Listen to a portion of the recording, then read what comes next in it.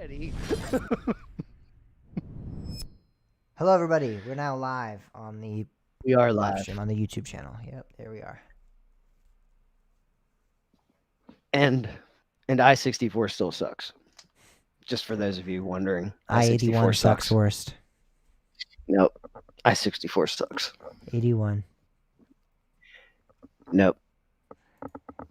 And that is this week's episode. Interstate talk. If I actually had my real webcam that I ordered in May, I could actually like aim out the window and show you I-81 and show you that lift it's your monitors up in your game. Oh my god.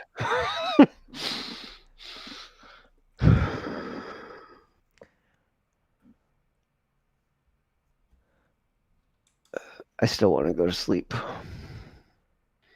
I would say let's make this a Penguins in Gatlinburg.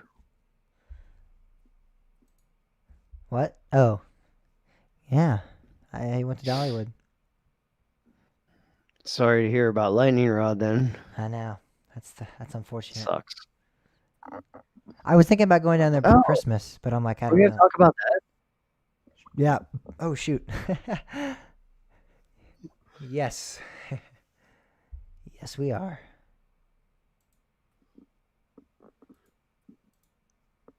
That should probably be the first thing we discuss. Probably. Do you have a link to the any of the images? I know like a bunch of images surfaced. I don't know.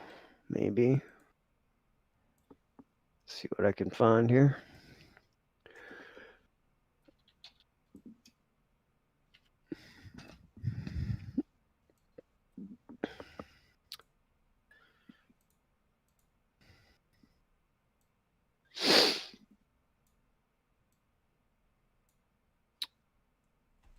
I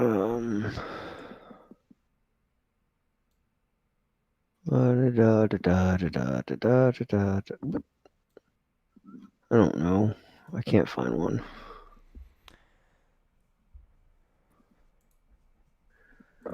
There's none on Reddit? Oh, there might be. I didn't look on there. Not, you know there will be. Not might be. Here's one. Yeah. All right. Just you paste it. I can change the name.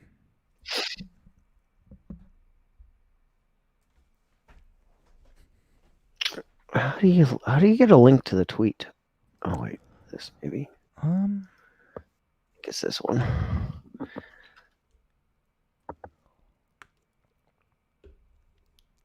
I swear we go through little spurts like this of news. There you go.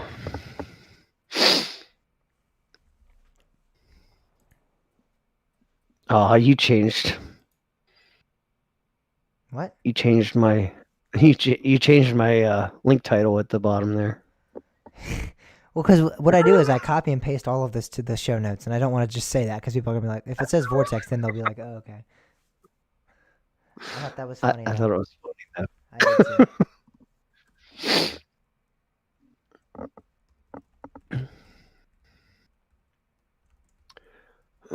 too. The thing is, my friend, you never know with Dollywood. There still could be issues next year with Lightning Rod. I mean, it literally, like the beginning of this year, everyone was like, oh, Lightning Rod's good. We're not going to be having any more issues this year. And then as soon as I went there, it went down like the entire day, and then it opened up like barely. And then since then, it seemed like more and more issues have been popping up with that ride, and then they just closed it like a couple weeks ago. So I have a feeling it's a different issue. it was the launch still when we were there, so that's what they were telling us. Actually met a ride employee who was an enthusiast who, like, I think he knew of the podcast. So he was like, James, right? And I'm like, yeah. And he's like, oh, yeah. He was working Dragonflyer. So. All right. And he was talking about how it was the launch. But Merlin's cousin. Yeah.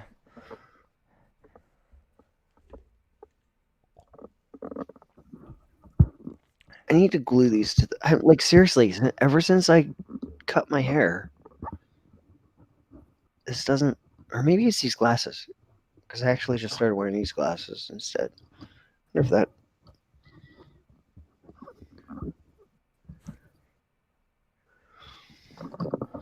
And I thought we were gonna start on time this week, guys, and nope, it's typical Coaster Talk fashion. Yeah. We need a poll.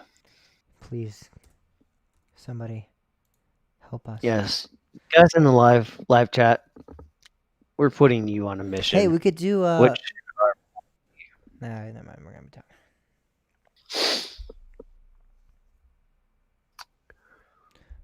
I was gonna say ask about lightning rod, but literally what we're gonna do today is speculating on what it's gonna be. So I don't really want to do that again next week too. But see, that's something I can't do right there, Bob, during the show. I can't do that What? tone. I can't take that tone. I just realized it. I was like, yeah, we can't really know what we're doing right there. Like nobody understands that on the actual show. Sometimes me and you will do that kind of stuff. That we'll be like, yeah, I don't know, yeah, maybe I don't know, maybe tomorrow, maybe next week, and it's like, what the hell are they saying? I'll be listening to it, and I'm like, I don't even know what I said, and I was the one that said it. Because of, like, the tone you say it matters. What the? Oh my god. Oh, okay, never mind. One of my monitors just went black for a second, but I think it was reloading, or I think the connection might have gone out for a second. All right, weekly poll, guys. You know, you got it. Yep. When are we gonna? I guess. Do you want to talk about Knobles at the very beginning or at the second half, or what? I don't know. Maybe at I the can't end. say Maybe at the end of the show, we'll just be like, coming up, we're going to Knobles next week, and I mean, we could. No, it says we could wait till next week, but next week it'll be already over by the time we say that. So.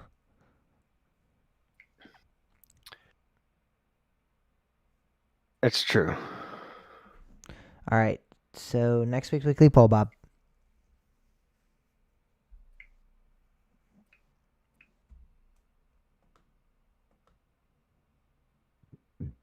No. Are you going to the mountain coasters?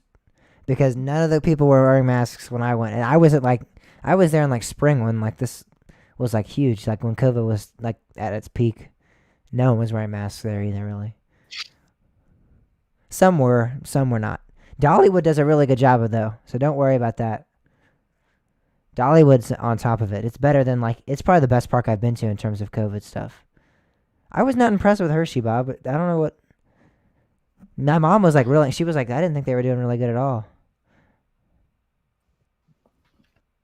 Like I was more impressed with it than she was.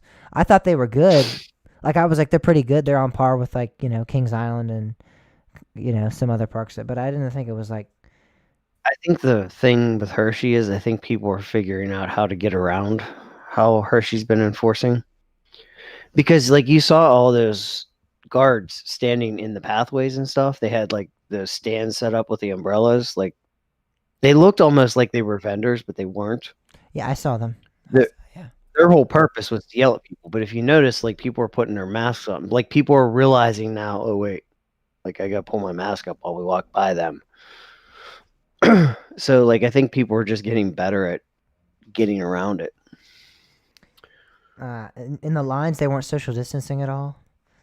Nobody was social distancing. Well, yeah, and I never said that social distancing was good, but like I haven't been to like nobody seems to social distance anywhere.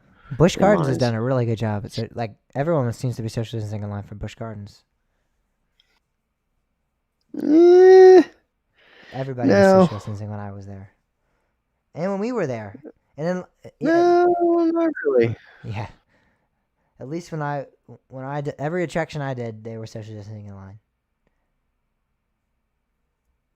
Finnegan's Flyer for Bolton, Alpengeist, Invader.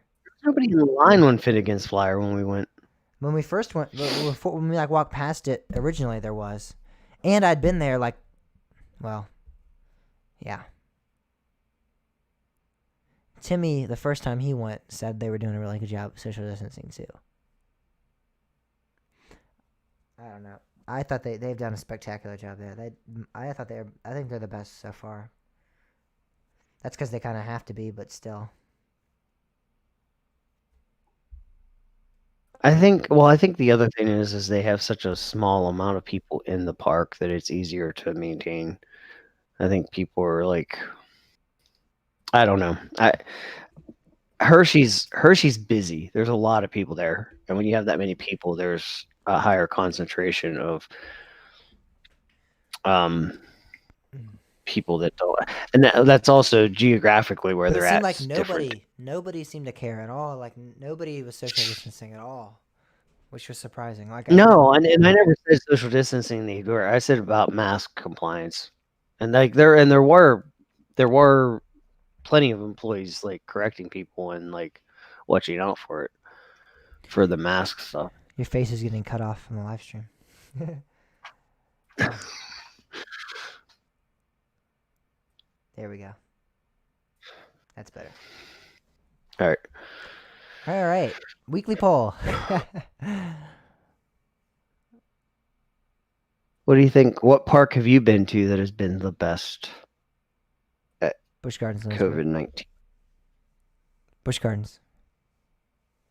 I wasn't asking Oh, you you're the saying question. for a poll. Oh. No. I feel like we've talked a lot about that. Like when it all happened, we talked a lot about like what different parks were doing and stuff. And I kind of want it to be something fun. Something cool.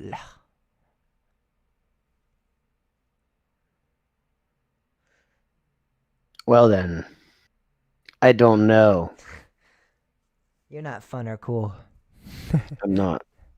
Never claimed to be. Ah, pa pa da da da la ka da da da.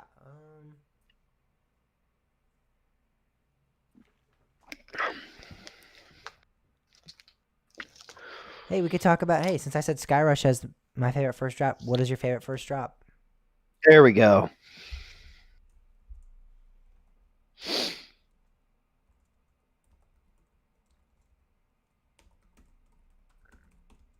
I don't think we've ever done that before. So, at least not in the time that you've been on the show, which is basically what I count as true coaster talk. Even though the most listened to episode for some reason is like one of my worst episodes. It has like 700 listens or 800 listens, and it's just me talking about. Probably because people were like sharing it, going like, "Dude, you got to check out how horrible this was." No. I think it's because it's clickbait. Because I kind of predicted RMC Gwazi. I'm not gonna lie. And that episode's called RMC Gwazi ? And I think everyone was just like, "Oh, cool." Because it was like 3 years before they announced it, and I was like, people were like, "Yeah, I don't know if everyone was arguing. Everyone's like, no, they're not gonna RMC Gwazi. It's too damaged. It's too blah blah blah. It's not blah blah blah enough. It's been too long, and they have left it." And I'm like, they're just gonna demolish it, and I'm like, no, they're gonna RMC this thing. And I was like, that's probably why. Because in recent, it still gets downloads. Still, I'll see notifications for that episode. So I think people are like, and it was really bad too. Like the quality of my audio is awful, but because I didn't know how to work this microphone, so I would be like talking really loudly, and so it would be like, "Hi, welcome to Coaster Talk Podcast."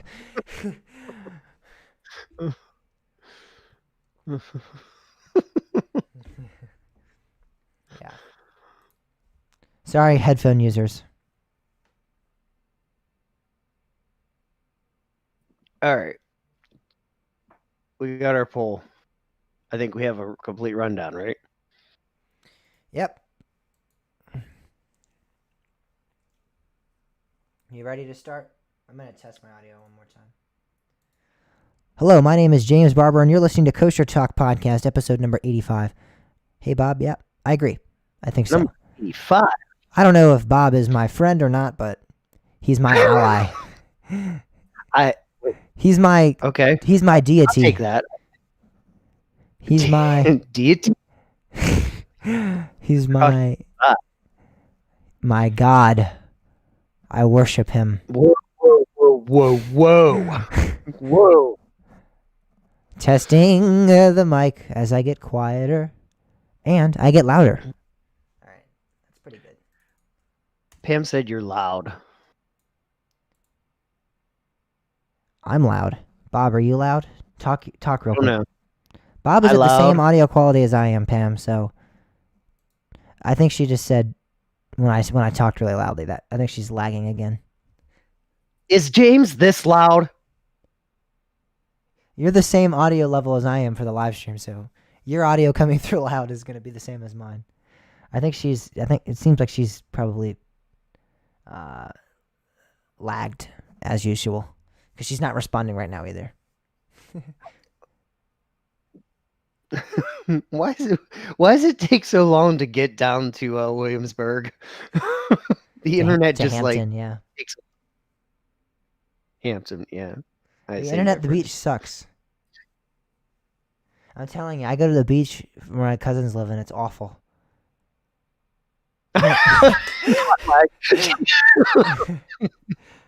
Pam, I said you were lagged like 10 minutes ago. Say the color. Say the color maroon. Then type that in the chat, maroon, if you're not lagged, like right now, in the next like 10 seconds.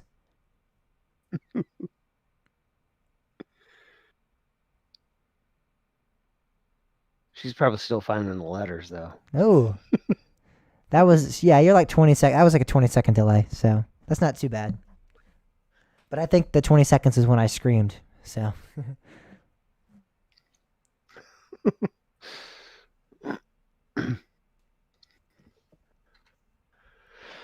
All right, you ready to start the show? And you have your audio good? Is your audio set?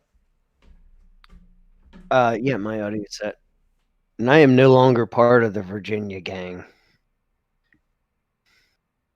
I am. Virginia for life.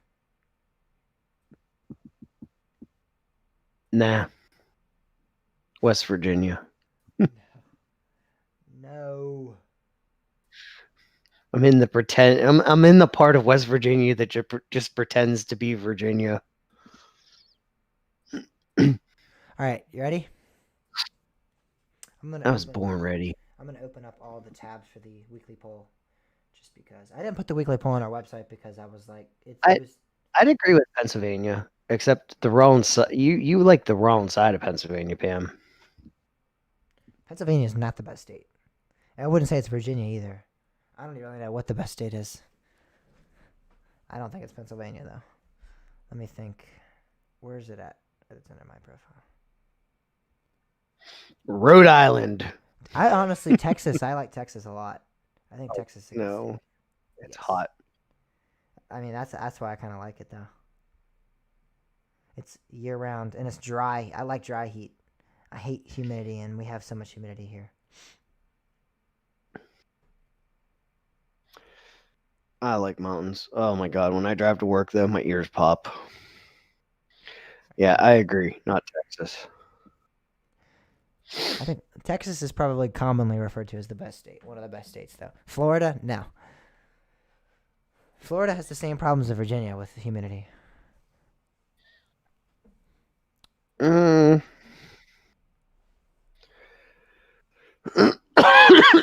Tennessee's a really good state. Tennessee's probably up there. Tennessee's not bad. Tennessee's probably, I'd say, one of the best. Yeah. It's too hot in Florida, too hot in Texas. Arizona, I've heard that's a good state. No coasters. Except for castles and coasters. Yeah. Did you say sandcastles? I was gonna say sandcastles and coasters as a joke, but Oh. Smoky Mountains are amazing, yeah. But I mean, they're the same thing as the Appalachian in Virginia. They're the same body of mountains, so.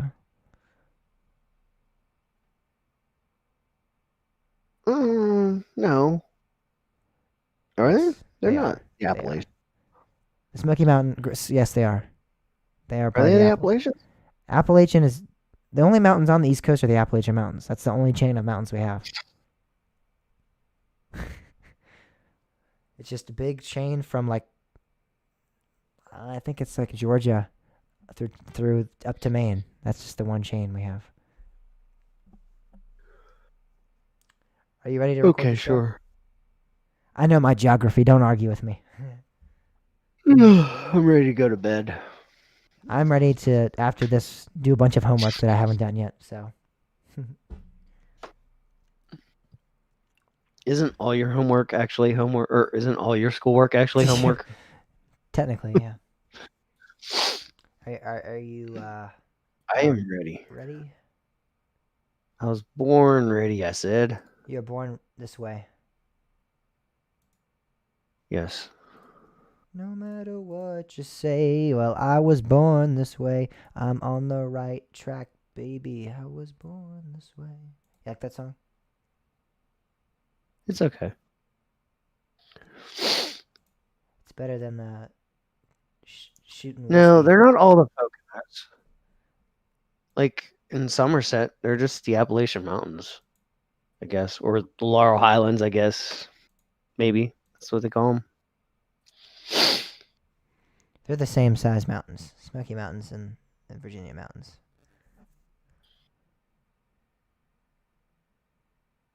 And the Blue Ridge Mountains, the Blue Ridge is what it's called in Virginia. So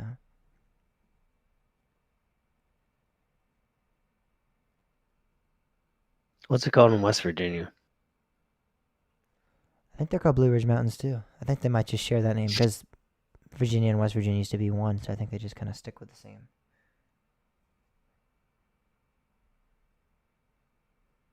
All right.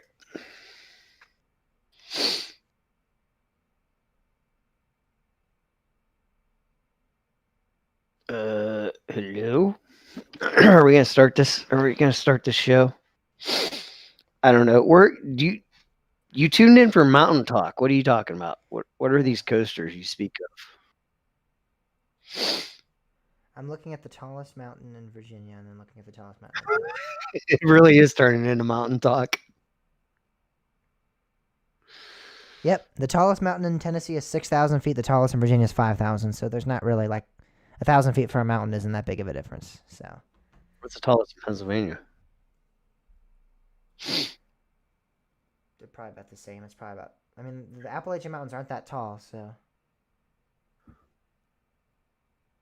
Wow, the tallest in Pennsylvania is 3,000. Really? Yeah. Mount Davis, 3,212 feet. No, I think the Laurel Summit is like 3,200. I just said 312. 212. 3,212. So that would be taller than 3,200. Okay. I don't know. My brain doesn't work. Math is hard. Mount Davis is the highest point in Pennsylvania. Yeah. It is on the ridge of the Allegheny and Appalachian Mountains in southernmost county, in Somerset County. Wow. That's what goes through. See, Somerset County. All right. Wait. Let's not do this. That's all. That's all for this week on Mountain Talk. Your source for everything Appalachians. But we're gonna get to that.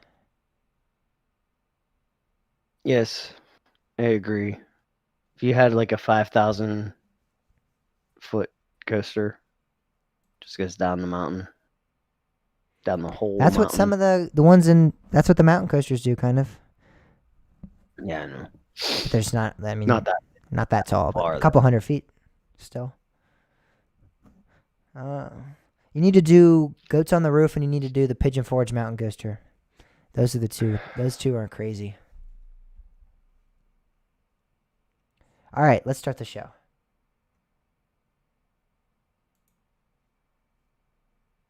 You ready? Do you want me to count down, or do you want to count down? F you, James. I'll count I'm just kidding. All right. 3, 2. Another week, another episode of Coaster Talk Podcast. This is episode number 92 of the show. It's October 4th, 2020. You're listening to your source for everything roller coasters. My name is James Barber. And I'm Bob Mertz. And Bob, some interesting news to start off the week. We last week complained so heavily that I think the coaster guys sent down a lot because tons of news, but some interesting to start off the beginning of the show. As a humongous ride, fan favorite ride, a ride that many will claim to be one of the best roller coasters in the world again and again, Lightning Rod, is now closed for 2020 and is, well, how to put this, it's has an interesting fate for 2021, it seems. Except we don't know what that fate is. Exactly. It actually, it might not be interesting at all. It could be very uninteresting. It could be, and that's, yeah, exactly. Yeah, this is kind of interesting. There's been a lot of talk about this back and forth. I think sometimes a lot of people aren't really appreciating what Lightning Rod is. Everybody looks at this as like, oh, a cutting edge launched roller coaster. But the thing that people aren't realizing about Lightning Rod is the technology used in Lightning Rod isn't just a brand new launch technology. It's kind of a new technology just in general. It uses supercapacitors, which can be recharged and discharged very abruptly and numerous times. So it's kind of like a step between a battery and a capacitor. And even though like some of this technology is founded like decades ago, it hasn't been until like the very late 90s and early 2000s that universities started finding practical applications for this. So we're looking at what could be one of the very first commercial implementations of this. And I think the thing about this is people don't realize that what this technology can bring to the table. This is essentially cutting the operating costs of a launch mechanism. So they're regenerating. So whenever Lightning Rod hits the brakes, all of that energy is captured, just like in a hybrid car. So if this technology gets perfected, it brings a lot to the table, and we might actually see the cost of launch technology come down to the point where we start seeing small parks install launch coasters a lot more frequently. But with any new technology, you have trouble. And granted, 4 years is a lot. Yeah. And I can understand the frustration. But sometimes you gotta grin and bear it. I mean, we also have a great ride out of it, but it'll be interesting to see what they do. I'm really hoping that they aren't giving up on this technology. Yeah. Because that will be bad, because then we might not see this. And I think this is kind of crucial to the industry. I think if we want to see launch technology grow. Yeah, and why I phrase this as an interesting announcement is not just the fact that the ride's closing, but it's the way they phrased this closing. So there's a sign outside of Lightning Rod now stating that it is closed for the balance of the 2020 season as it receives an upgrade from the manufacturer, Rocky Mountain Construction. That's all good and dandy and fine, and would be, somewhat of a normal, or not normal, but it wouldn't really raise suspicions for enthusiasts had that been all that was stated. However, underneath of that, they have in 2020, lightning strikes twice. And that is just interesting phrasing. It could just be like a marketing thing, like lightning strikes twice, it's reopening, whatever. It also could be that they're altering this ride experience in a substantial way, that they're considering this almost like a new version of it, or they could be, some people are joking about saying they might do like a dueling coaster. That's just absurdity. But, some people are thinking they're actually going to come in and do something similar to what GCI just did with White Lightning and kind of retrack this with all steel, which I don't know how that would really truly. If the problem with this ride is the launch, I don't get how making it steel. Like as Bob's stating, the launch technology is just brand new, and either way, steel or wooden, it's going to have difficulties. I don't understand how changing it to a steel coaster would really help or benefit the ride in any aspect. So I don't know. That's just speculation. What are they doing? This could easily just be like a marketing thing again. They're reopening the ride next year. They're just saying it's opening again, lightning striking twice. It's coming back. Here it is. Lightning rod's open. Or it could be that they're actually just doing something huge, and we have to wait and see. It's definitely, that's why the interesting phrasing was what I chose to go with earlier on. Yeah, it does make me wonder though if it's just like some guy sitting in the marketing department was like, "Oh, let's just say it's gonna strike twice." Like, yeah, I don't Just a know. way to I build like can't. anticipation. Yeah. Yeah, I don't know. There, the only thing, like when I first read that, my initial thought was it's there's gonna be a second launch somewhere. Hmm. But I don't know how that would realistically work. Well, I heard. I mean, some people were. I mean, and as much as I find this funny, could possibly be an option. I don't know if I truly fully. Again, this is all speculation. I want to speculation alert. This isn't any. Don't confirm Coaster Talk podcast or don't say that Yeah, we are confirming anything on the show. This is all just. Don't use this as a source. But I heard someone saying they could do something where they probably have to rip out the beginning where you kind of do that slow turn and maybe like add a launch there. So you're launching from the beginning of the actual ride up until that ending of the where it launches you up the lift. So that's like an extra couple miles per hour that you're gaining because you're going through it like a new no like add like a banked turn there kind of and have like a launch up the hill. I don't know if I truly again think I that's mean, feasible, but I think that in from a logical standpoint, that might make more sense because it takes some stress off of a single launch. mhm. But I at the just don't same know if I time, see like that, them removing. it's a lot of. Exactly. I don't know if I see them removing a whole section of track and a whole section of the ride and then adding a whole new part of it. Like that just seems like, it seems like something they might just throw a launch here, throw a launch there on the track that's already existing. But to like remove a bank turn and remove already part of the ride and then I just don't know. I don't know if I see that happening, but I don't know. But again, it isn't necessarily illogical. It definitely would make, if they did do it, I wouldn't be like, that's, a absurd thing for them to do. I would totally be like, oh, that makes sense why they did it. But I don't know if I truly see them doing it. I think the other thing is we don't actually know if this is all the same problem or not. Yeah. This could be something totally unrelated. I mean, you know, Dollywood seemed pretty confident that this year it was going to be solid, and it actually was pretty solid for most of the year, from my understanding. However, Yeah. all of a sudden something else came up. So it's possible that this is completely unrelated. That doesn't necessarily even mean that it's not launch related. It could just be something different related to launch or some other. For me, it seems un unbelievable that it's the same exact issue that has been going on for the 4 years. I kind of have this feeling that they've fixed an issue and another issue arose. I've also seen people talking about there being some unstable soil issues and stuff like that that might be causing issues with the structure itself. Again, not confirmed. I've just seen that mentioned.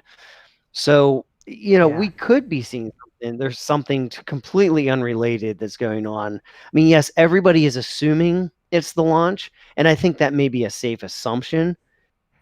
But at the same point, there's nothing there's nothing that confirms that. There's nothing that says this is definitely a launch issue.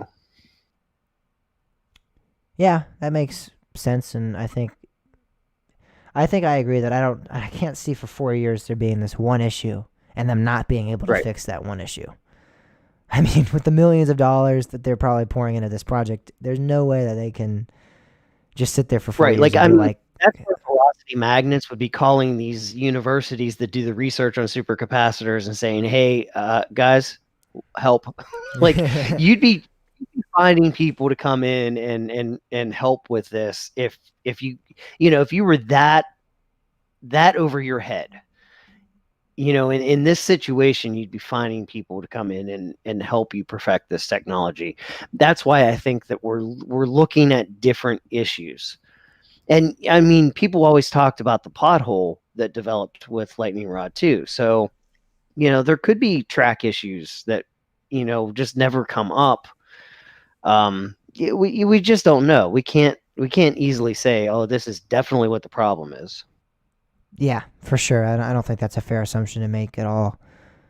I think it's, again, like you stated, kind of a safe one to make. Like, sure, that's what's happening. That makes Yeah. the most logical sense, of course, but we can't 100% with certainty, without a doubt in our mind, claim that to be the case. I don't think that's fair, for sure.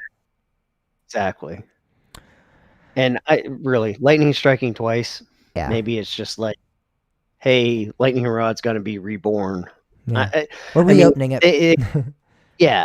I mean, it could be just something dumb, and like they just thought it sounded It cool. could be another "What's in the Shed" kind of thing. Lightning striking twice. Or, Everyone's getting all hyped up. Backwards launch, drop track, right? And then. Oh boy, yeah. Oh man. All right. Well, speaking of insane launch coasters, or what many people are going to speculate on being an insane launch coaster, is a Velocicoaster. And that's actually the name of Islands of Adventure's new 2021 intimate multi-launch roller coaster. They went with what enthusiasts were calling it from the get-go, and well, enthusiasts were calling it that because they found it a trademark. So yeah. they some trademarked people- a bunch of names. Some people were It's like- thinking they were going to go with some other stuff, but I'm glad they stuck with Velocicoaster. Yeah, I'm just really disappointed that we're not getting the biggest churro stand on the East Coast. That's what I had my hopes up for. I mean, you just out of nowhere, like they're. Oh, come on, seriously. We all knew this was coming. We all knew it was a coaster. I don't care what Universal said. I mean, the little flying dinosaur on the crane, it kind of like The Raptor. the rat. Yeah.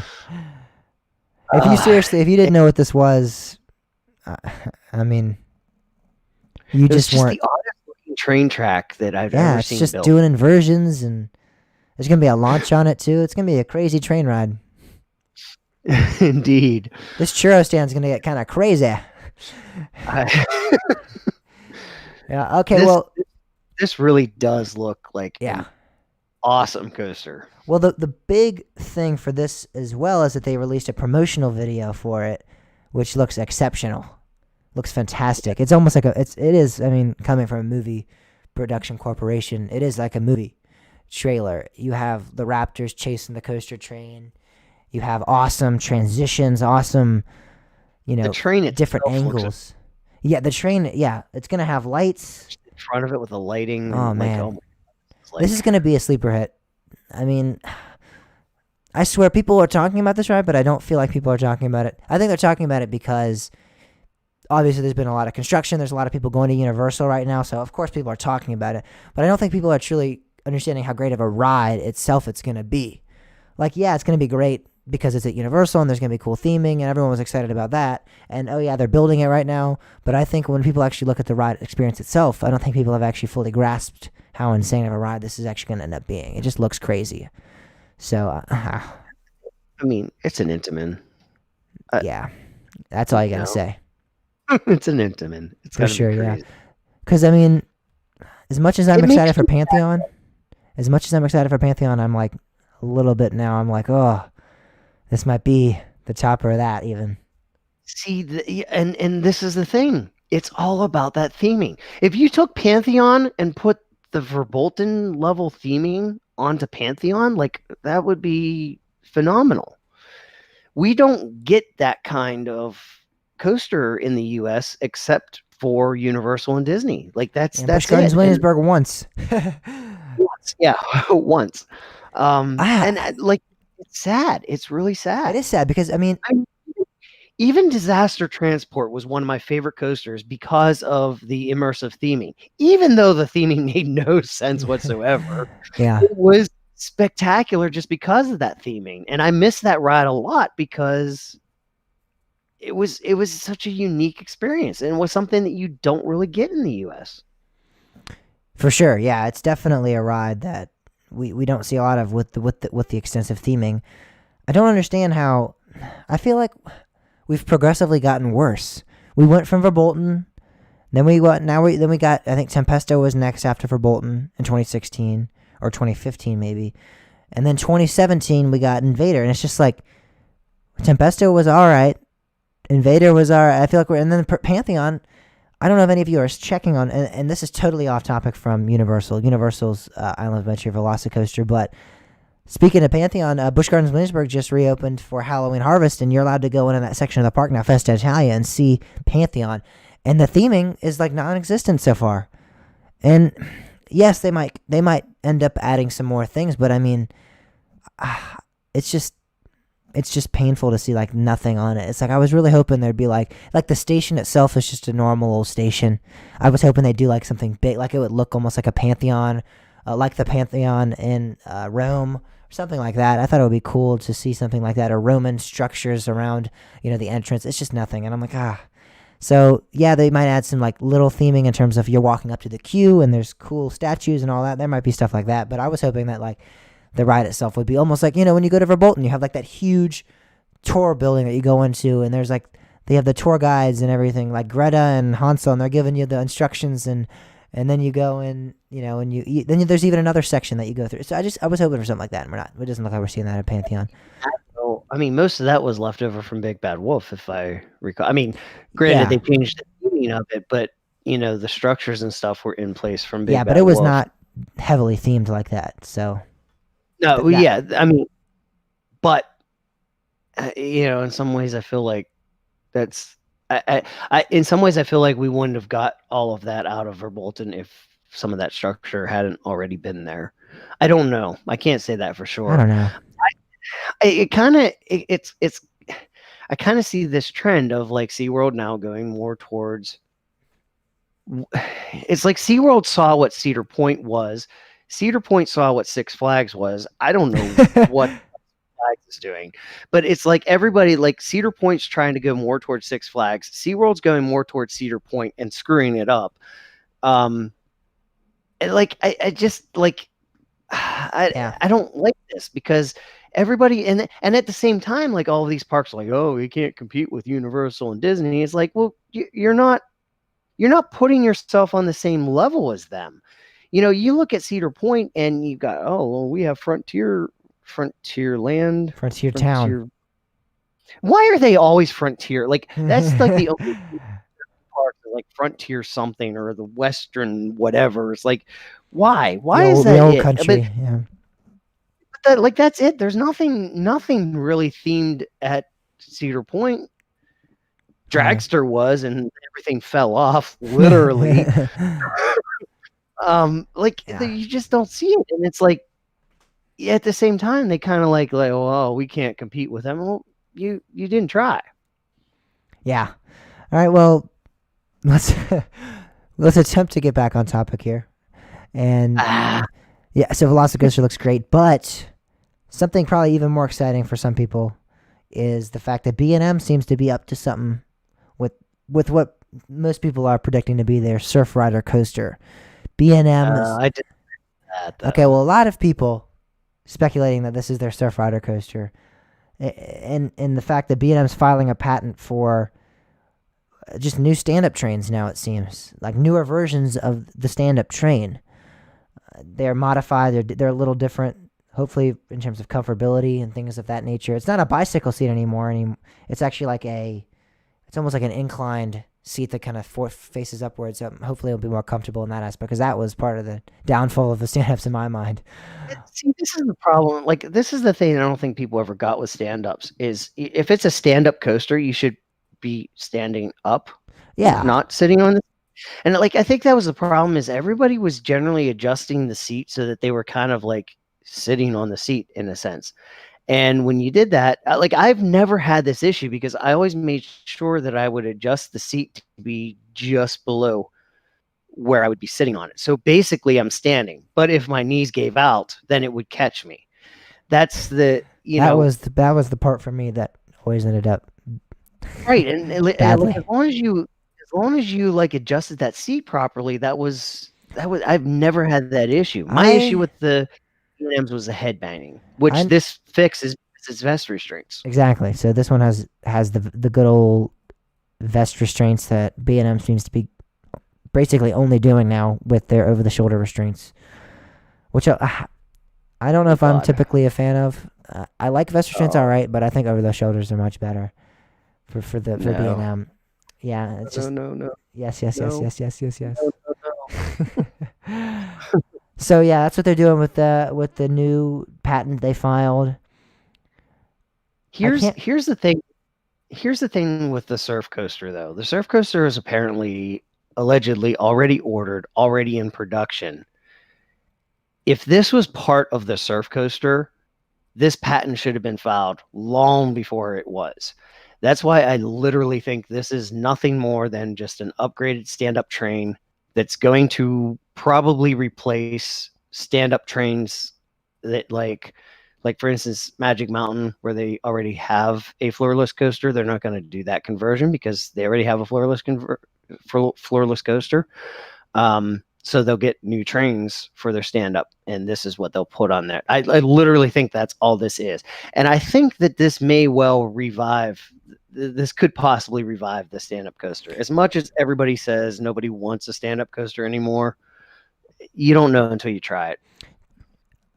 I'm curious to see if this will actually be a revamp of them too. Like if they'll start producing them now. I mean, I know it's still. I think it's still listed as a product that they serve to the parks as a like coaster. Like it's still available to purchase.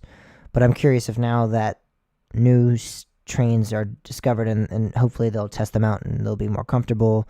They'll probably like normally when manufacturers do things like this, they invite park officials to their testing facility to try out the new attraction before they actually buy it or whatever. So if they start doing that and they get positive feedback, I'm curious to see if other parks are gonna or that don't already have a stand up coaster or that had one and converted it or got rid of it or whatever will purchase them from like if there'll be a revamping of them being purchased as actual rides too, not just like you said, like converting ones that we already have, and adding these new trains to them, but seeing if actually new stand-ups are going to be built. Yeah, I think right now there's no way a park's going to buy another stand up until they see that there's some. Like, I think this is going to have to be a conversion first. This is going to have to be an upgrade to an existing stand up. So you think And this then is if almost that, like a testing phase kind of for them? Like they're gonna yeah, try, I, they're gonna I give think these to the ones that already have them, test them out. If everyone loves it, and then the parks might I, start doing that. I really think that like Magic Mountain is probably going to be in them saying, hey, what do we do? Like, we want to do something with this, but we don't want to do the floorless conversion. What options do you have for us? And B&M's like, hey, well, let's see what we can do. Let's see if we can um, design a better stand-up restraint. I really think Yeah, that's what it is. And I don't think this is related to the surf coaster at all. If anything, this is only a component of the surf coaster. But I don't really even think that. I think this is completely unrelated. I think it could be. I've just heard a lot of echo chambers of discussion of this being involved in the Surf Rider. So we'll see. I'm sure we'll find out soon because SeaWorld is going to be building one in the next couple of years. So we shall see what it all entails in that. And of course, we'll keep you guys up to date with any new news that we hear pertaining to this patent, pertaining to the Surf Rider coaster, or any news in general. We're your source for everything roller coasters. Remember that. um, so exciting news indeed out of the Mall of America. No, not the Mall of No. America. the Are we stopping? Yeah. American Dream Mall. I always get this mixed up. I don't know why. Because they're the same thing. All right, you ready? Actually. Yep. 3, 2. The American Dream Mall. Sandy's Blast and Broncos, which is, as far as we are able to tell, and as far as the research we were able to do, a vertical LSM coaster by Intamin. That's the exact classification that we found when doing some research. I don't know. It's confusing to me because I still don't think that's the name of the this. newer but model might, that just was announced like a couple months ago that we talked about when Intamin released like 4 new coasters and we ragged on them because like pretty much all of them were just reboots of other manufacturing firm stuff.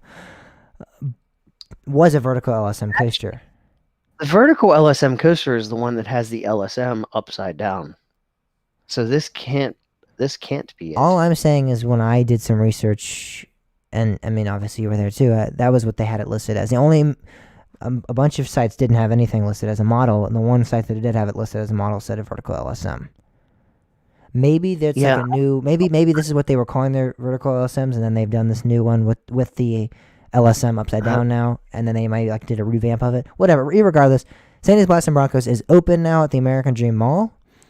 It So you looks, could go find out what it is. yeah, you can go ask them. Go ask them and tell them Kosher Talk sent you. We had no idea what the heck this thing is. It looks great though. Based off POVs and off-ride footage we've seen of it, it looks great. It makes a weird noise, but it looks. It makes a noise of like the entire ride. It sounds like it's going up a chain lift.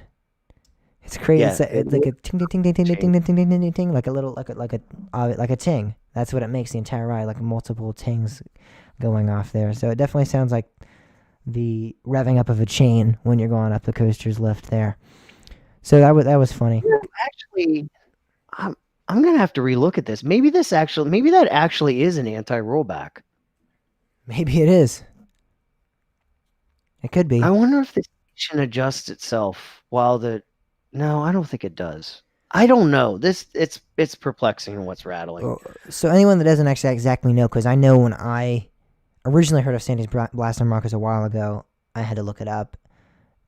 It is comparing it to other coasters in our area in America. Gale Force is the most comparable ride, I think, to it. Not the trains, but the actual layout of the attraction and what the attraction does, I think, is most relatable to that. It has inversions. It has a launch. It goes. Yeah, in terms of the movements it makes, it's definitely very similar. And in terms of the purpose of the ride, obviously Gerstlauer has those, or not even Gerstlauer, it's SNS, so it has those compact trains. Like I think there are 3 or 4 rows. This I think, has a lot longer trains. But that's in terms of the motion it does, and in terms of what it's trying to accomplish. It's definitely, I think, very similar to that. So. Yeah, it looks like a great ride. I've heard some pretty positive reviews so far from it. So, yeah, if you're in that area and you have yet to ride, or you just now figuring out or just now finding out that it is open, it is, in fact, operational. It's about time.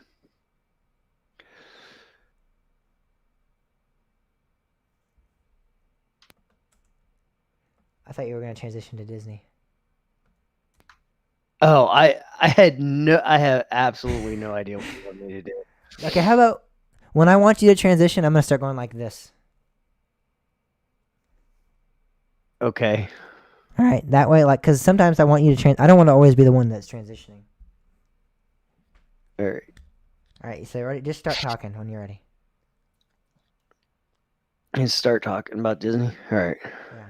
3, 2.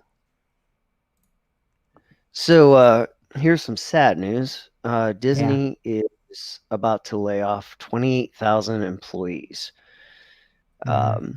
Mainly because Disneyland has not been able to reopen, and they have no clear guidance from the government on what they're going to do. Yeah.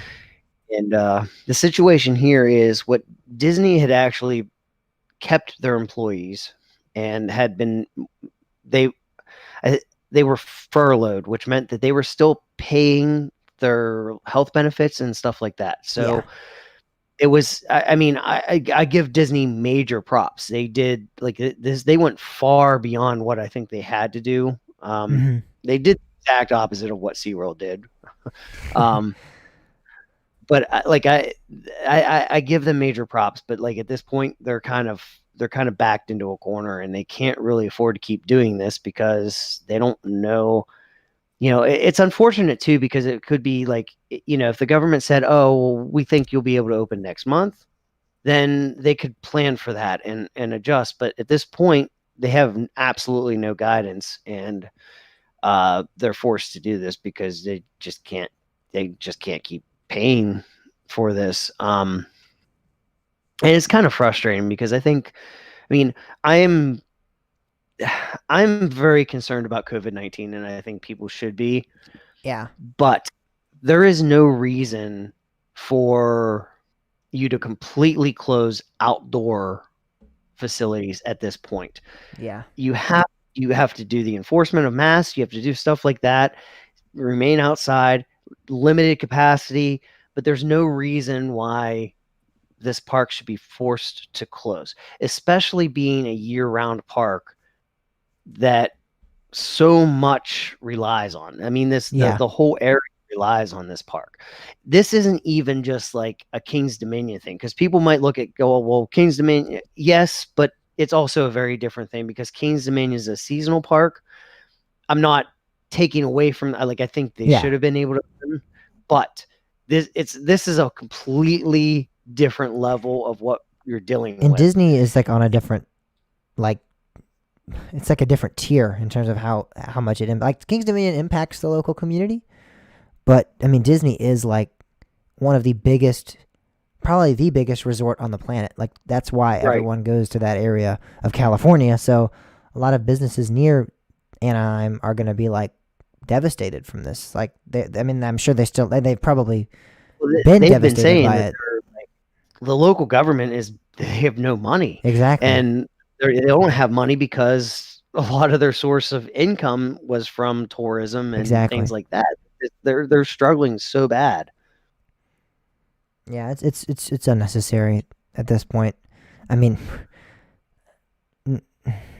so many people, so many states are, back to pretty much not normal, but back to, the new normal, as we like to call it, in terms of Yeah. enforcing masks and doing social distancing. I mean, it just doesn't make any sense. I mean, even like Great Adventure, like 5 minutes, 10 minutes from New York City, one of the Yeah. epicenters of the whole COVID-19 crisis for us in the U.S. is well back open now, with capacity and masks and social distancing. And I think it's absurd that Disney can't do that. Yeah, especially like outdoor. I think that's the key, is the whole outdoor thing, because it is far harder to transmit COVID-19 in an outdoor setting than it is in an indoor. I'm not saying it's impossible, because it is possible. That's why we wear masks. Yeah. But as long as you're wearing masks and social distancing, it is very, very hard to transmit COVID-19 in an outdoor setting. In an indoor setting, it's still possible.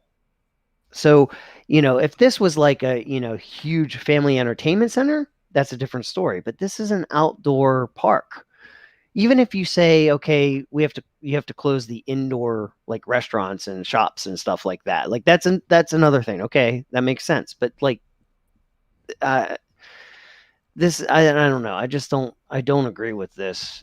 Yeah, I don't either. And I'm usually the one for As much, the yeah, restriction, as much caution as possible. Yeah, and I personally think this is absolutely It's overboard. ridiculous. It's overboard. Yes. Yeah. And I mean, we talked about on last week's show, yeah, that the governor was in talks of reopening the theme park industry, and I don't know if that was What happened? It's like, just fell off completely. Now, not only are still, like we said, the local government and I'm sure other local businesses being devastated, now actual employees of the park are being devastated by this. They're getting laid off and they're not going to have jobs and they're not going to have income. So, I mean, I don't know how as a governor I'm not going to try to get political. This doesn't have anything to do with his party or any of his affiliations. But I don't know how as a governor you can be like, this is okay.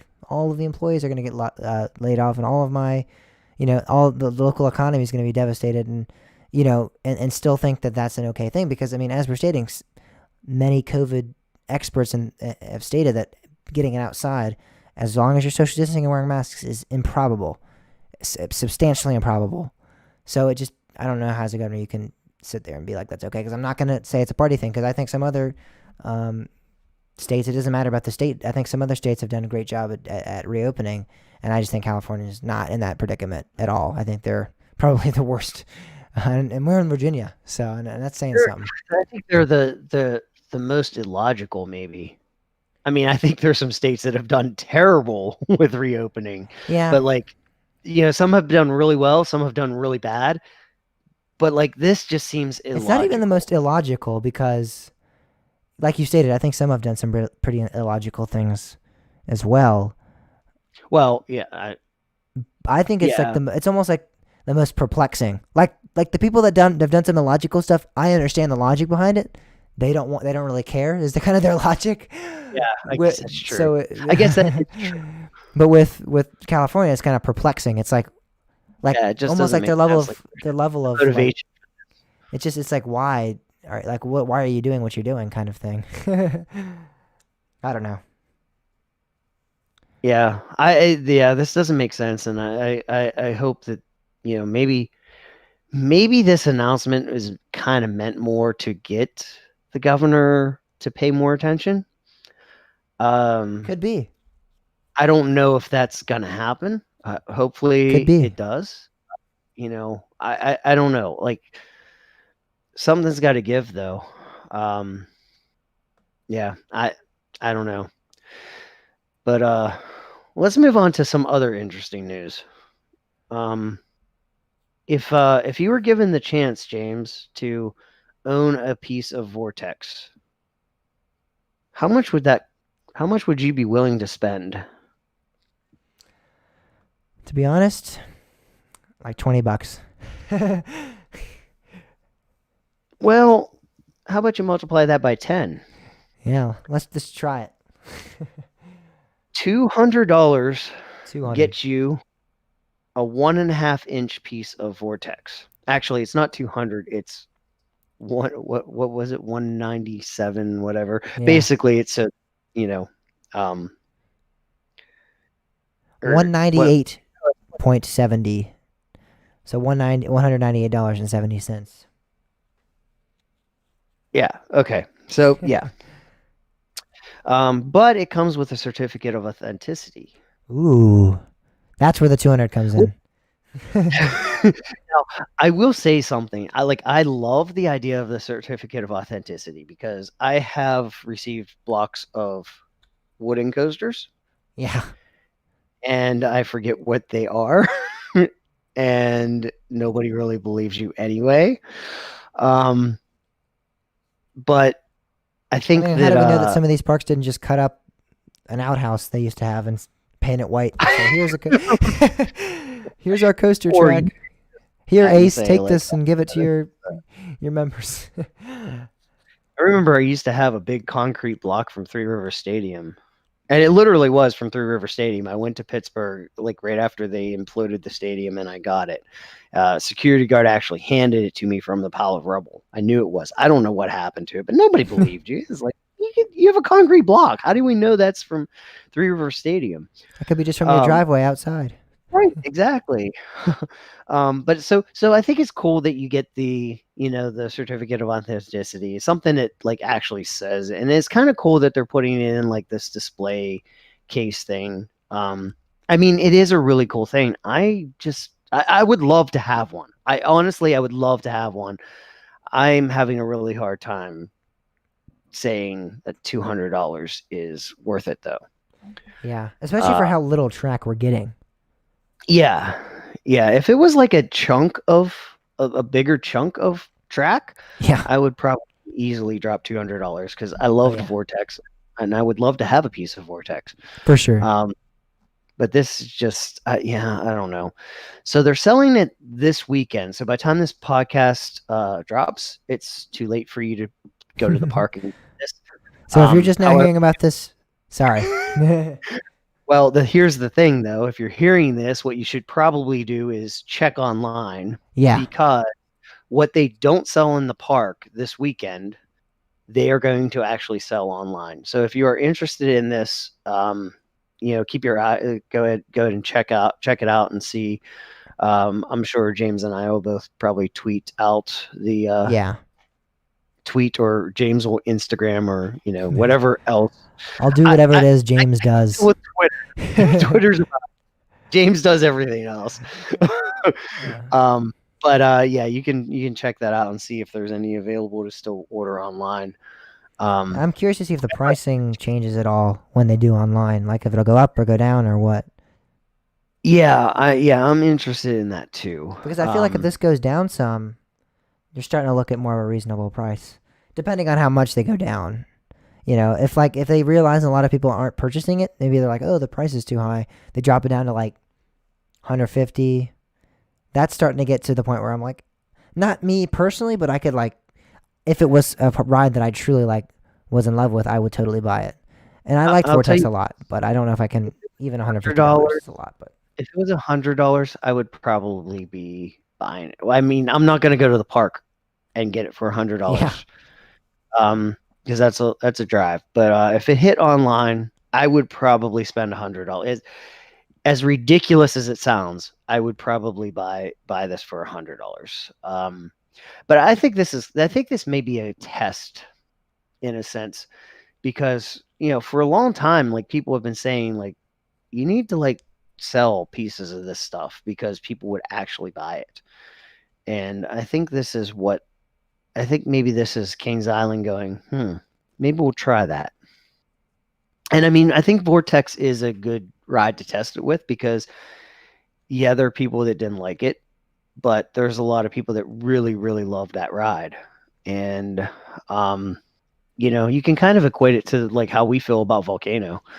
I mean, yeah, I feel ridiculous saying this, but if the same thing was available for Volcano, I would be digging into my savings for $200 and lining up overnight at King's Dominion to get in the park to buy.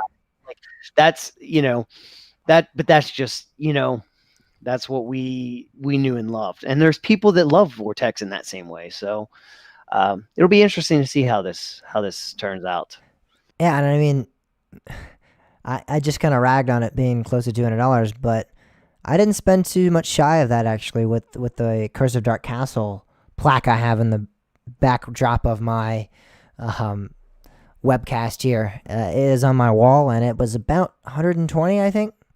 So I mean, that's where again, like if it went down to 150, maybe getting 120, that's where I'm like, not again. Vortex wasn't my ride. I didn't love it. I liked it, all right, but it wasn't the ride that I would spend that much money on. Curse of Dark Castle, I loved. It was a ride that was nostalgic for me, so that's why I purchased this.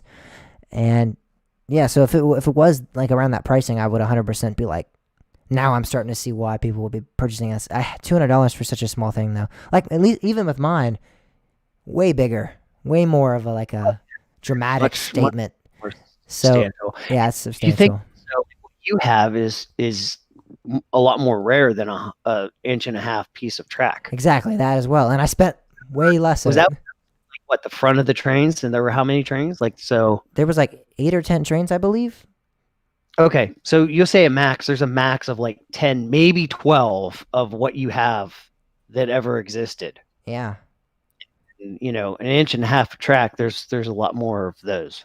for sure. Yeah, I mean, even if we're not even just talking about Vortex, I mean, just in general, there's a lot more of those. Like I know other people that have steel track in their house and stuff.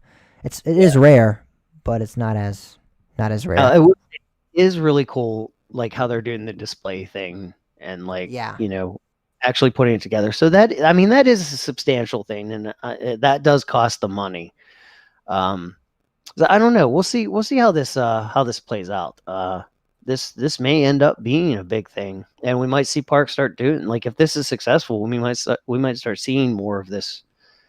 Go. But honestly, they could have just cut a piece of track, cut like a 1 foot piece of track, and gave you a signed piece of paper that says this is part of Vortex, and I would have been much more happy. I would have paid $200 easily for that, probably. As ridiculous as it is. yeah. Well, all right. That is about it for this segment, this section, this half of the show. When we get back, we went to Hershey Park this weekend, and we also went to Six Flags America. We're going to be talking about that as well as a very interesting and interactive weekly poll that we had this week. That's all coming up after this. Yay. First half's done.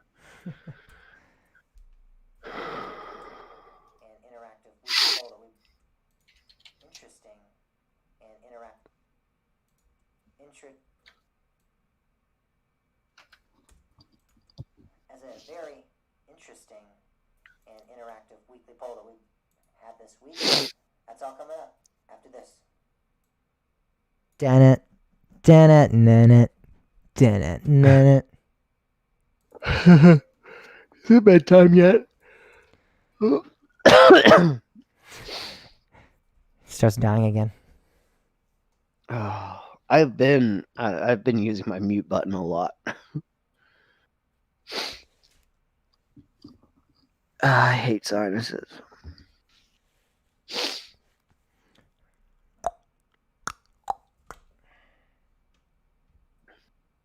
You ready? I can't remember now. How many cars were there on Curse of Dark Castle? I'm trying to find out. I think it's 10. Possibly.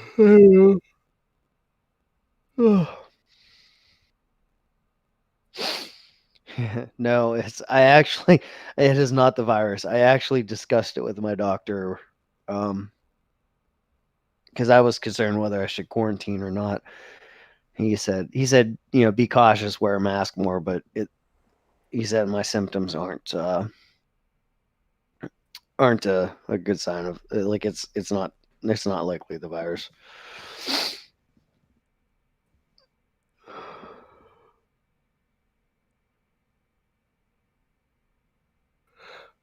Oh, what dive coasters? I'm not a big fan of dive coasters.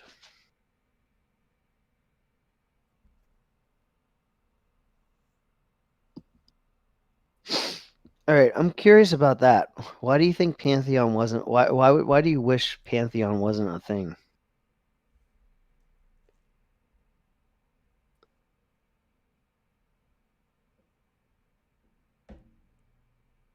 I have a theory why he might be saying that, but I'm curious to see. Of course, you have a theory. My theory is wrong. What was your theory? My theory was maybe it was he'd rather see the combined Yeah, project. that's what I was thinking too, kind of.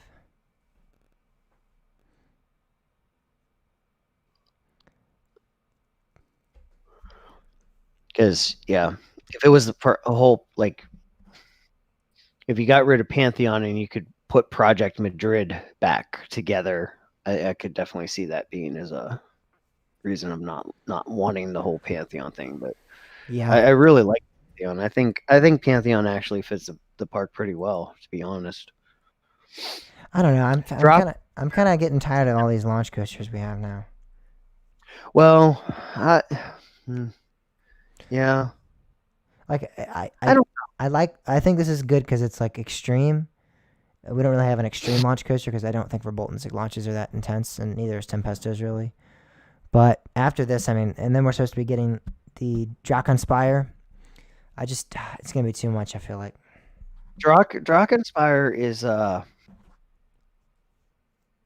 don't I well I we talked about that. The thing that bugs me about it is the fact that it's a giga, quote, giga, unquote. It is. I'd rather it be shorter because then Busch Gardens Williamsburg would still feel the need to actually build a real giga. Um It's a real giga. I think excuse me. I think Dragonspire is going to be fun. I think it's going to be a lot of fun. But yeah, it's just kind of, I don't know.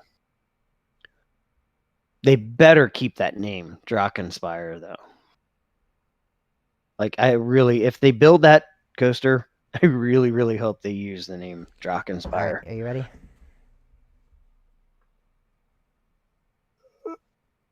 Yep. Well, wait. Hold on a second. I'll be right back. Just like that, everything just went downhill from there. It went from, all right, I'm ready, to Pantheon's not a one-trick pony. Okay, Pantheon. Okay, I agree with you with the large-scale gravity grip wooden coaster, but Pantheon is not a one-trick pony. You go with the insane launch, that outward banking turn, or airtime hill, excuse me, looks phenomenal. Oh. You said one trick pony with another launch sequence, exactly. Oh, you're saying it's like Pantheon with its launch sequence. I gotcha. Yeah. I don't think Draconspire looks too great. If the launch is really good, I'll be okay.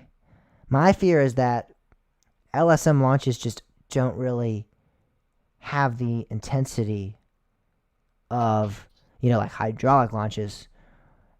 And yes, they are definitely more powerful than LIMs, but LSMs they still don't have that full power. So I feel like if it's Drakenspeyer and the whole buildup is for this awesome launch, which would probably be like 90 or 100 miles an hour because it's such a tall ride, and then the launch sucks, it's going to be like, what was the point of the ride? Going upside down, that's not that cool. Like going in a little bit of a spiral like Wicked Twister, that just wouldn't be that great. So I don't think that would make the whole ride and the whole build up worth it. Yes, more large scale gravity group woodies. That's what we need. I agree with that. Voyage and Ravine Flyer 2 are amazing. And I've heard Hades is great too. Yeah. I want to get on Hades so bad. I die on it.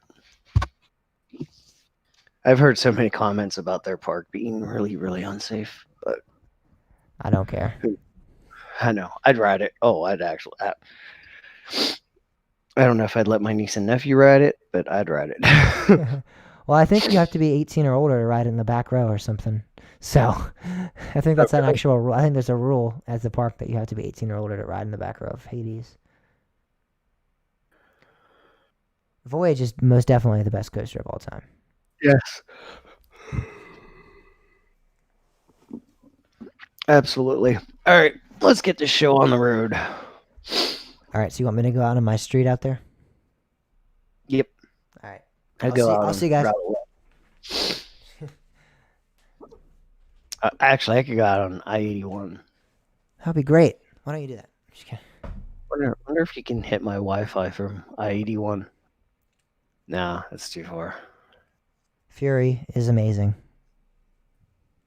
Indeed. All right. So I think it's my number 4 or 3 now. So Aero suspended coasters were great. They're great. Yeah. Vortex at Canada's Wonderland is exceptional, and Big Bad Wolf was great too. I never got to ride it, but Vortex at Canada's Wonderland is amazing. And Bat at Kings Island, they're the same thing. Clones, yeah. I think Vortex was better. Yeah, because of the scenery. Yeah, because of that lake that you go around.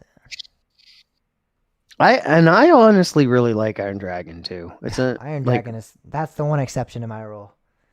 Nope. Iron Dragon bores me. It's not a bad ride, it just bores me. There's like nothing going on really. No, I think I like it.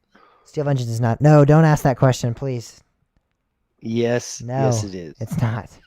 It's perfectly adequately, greatly rated. Nope. It is. Twisted Timbers. Oh man, if anybody else told me that, I'd call them a loony. It is. I would so much rather. I agree, Pam. Thank you, Pam.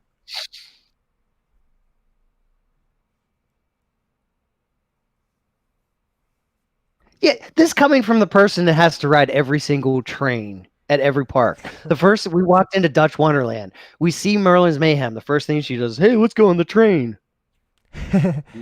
Dragon's too slow, but let's ride the train. The train. I don't think I ever ride any train at a park except for Busch Gardens Williamsburg because it's like an actual form of transportation around the park. All the other trains just do like dumb. Like, not dumb. Some people like it. I'm not going to say it's dumb, but like the scenic stuff.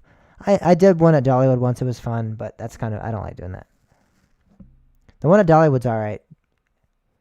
I don't think there's necessarily anything wrong with the train. I just think it's ironic that Pam would say, just, from my perspective, Iron Dragon is slow. All right, let's please. Actually, the VR was really good on it. It was really good with VR. All right. Ready? Yep. 3. All right, guys, it's time to get back into the show mode. 3, 2. Before taking adventure to the sweetest park on earth, we took one. No, never mind. What were you going to say there? I don't know. I was going to say the trashiest, maybe. No. But it's not actually that bad, so I didn't want to say that. So I'm like, oh, wait, no, I don't actually think that. Like, the park itself isn't. The employees are awful. But I still think that even No, after that experience. no. That was terrible, Bob. I waited like 45 minutes for a piece of pizza. Well, I mean, The customer service is not good. And then the ride ops were all kind of jerks. It's just maybe the higher ups are good, but the ride ops themselves are and the all right, let's talk about that during the show though. 3, 2. We took an adventure up to the sweetest park on earth this past weekend. First though, we went to Six Flags America, which is not the sweetest place on earth. It's a good park. It's definitely overhated at times, but I mean, I still think it's just north of mediocrity in my opinion. They have some really good No. coasters, but I think the actual park, I mean, in terms of theming, in terms of food, in terms of the whole overall atmosphere of the park, in terms of park, Well, in terms of theming, it's a Six Flags park. I'd say it's even that's kind of overstating it.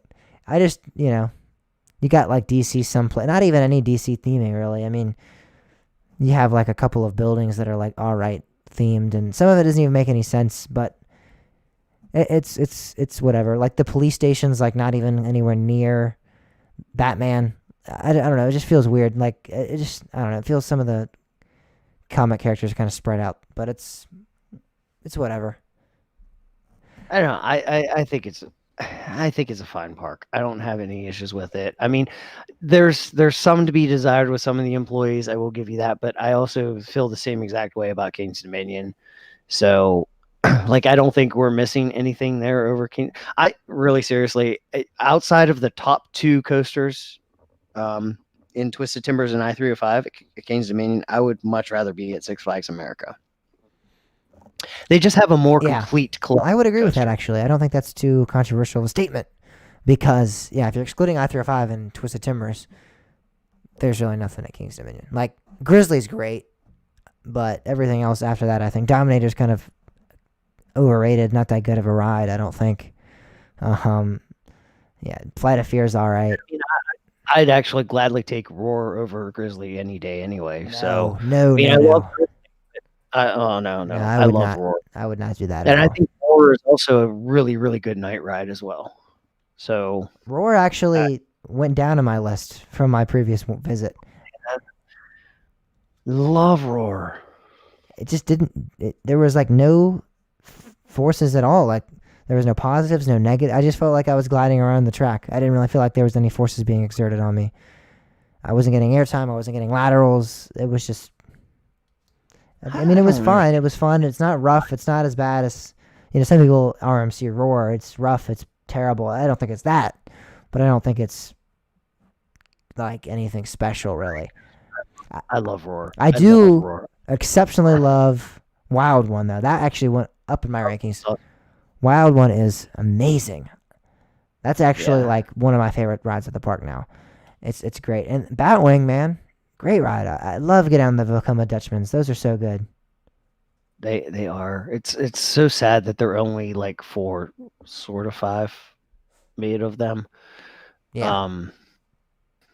I wish. Or wait, is it 4, 5?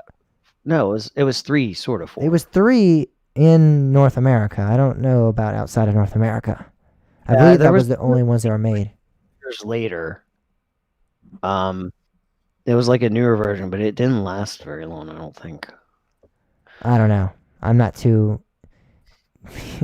I'm not too cultured in their manufacturing of the Flying Dutchmans. I do know Firehawk, Nighthawk, and Batwing were the 3 that I know of. So those are the Yeah. ones that I'm aware of at the time. That those are the 3 that I know were operational.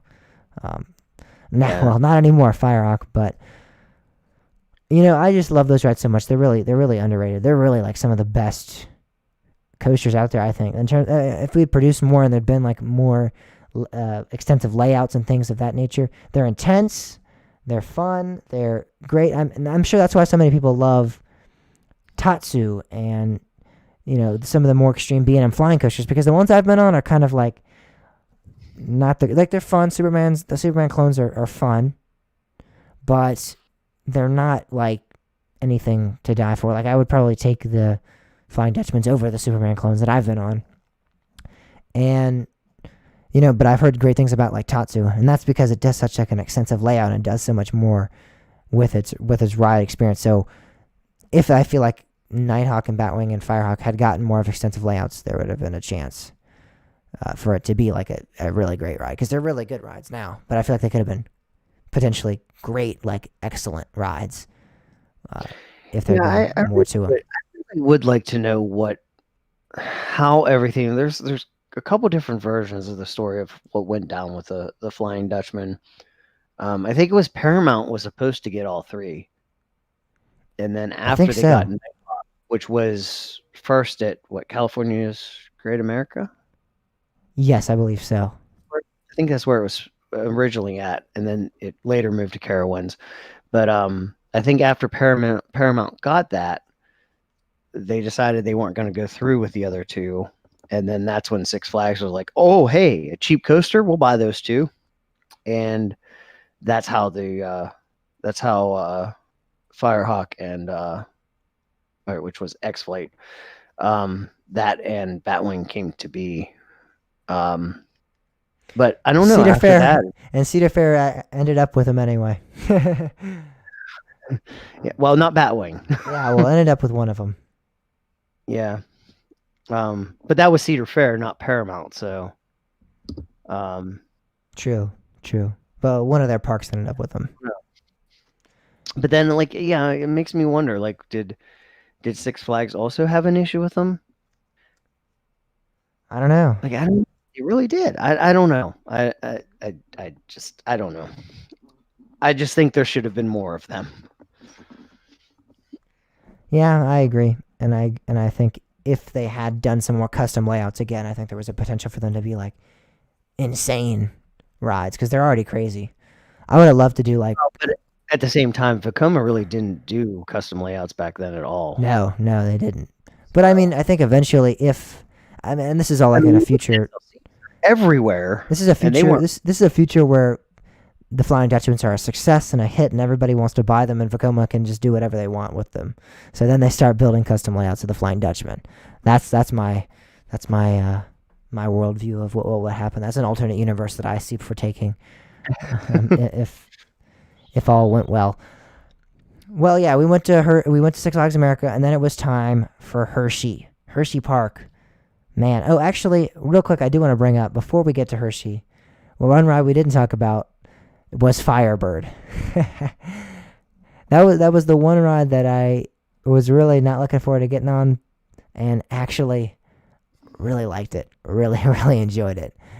I thought it was probably one of the smoothest rides I've ever been on in terms of B&M. Like, normally the B&Ms have those rattles, and I was expecting that a little bit from the ride, and I was expecting some of that to contribute to the headbanging that would be foretaken throughout the ride, and I kept bracing for it, and nothing happened in that ride. So me and Bob yet again have different opinions, different views on a roller coaster. Oh, no, wait. I never said that the ride was rough.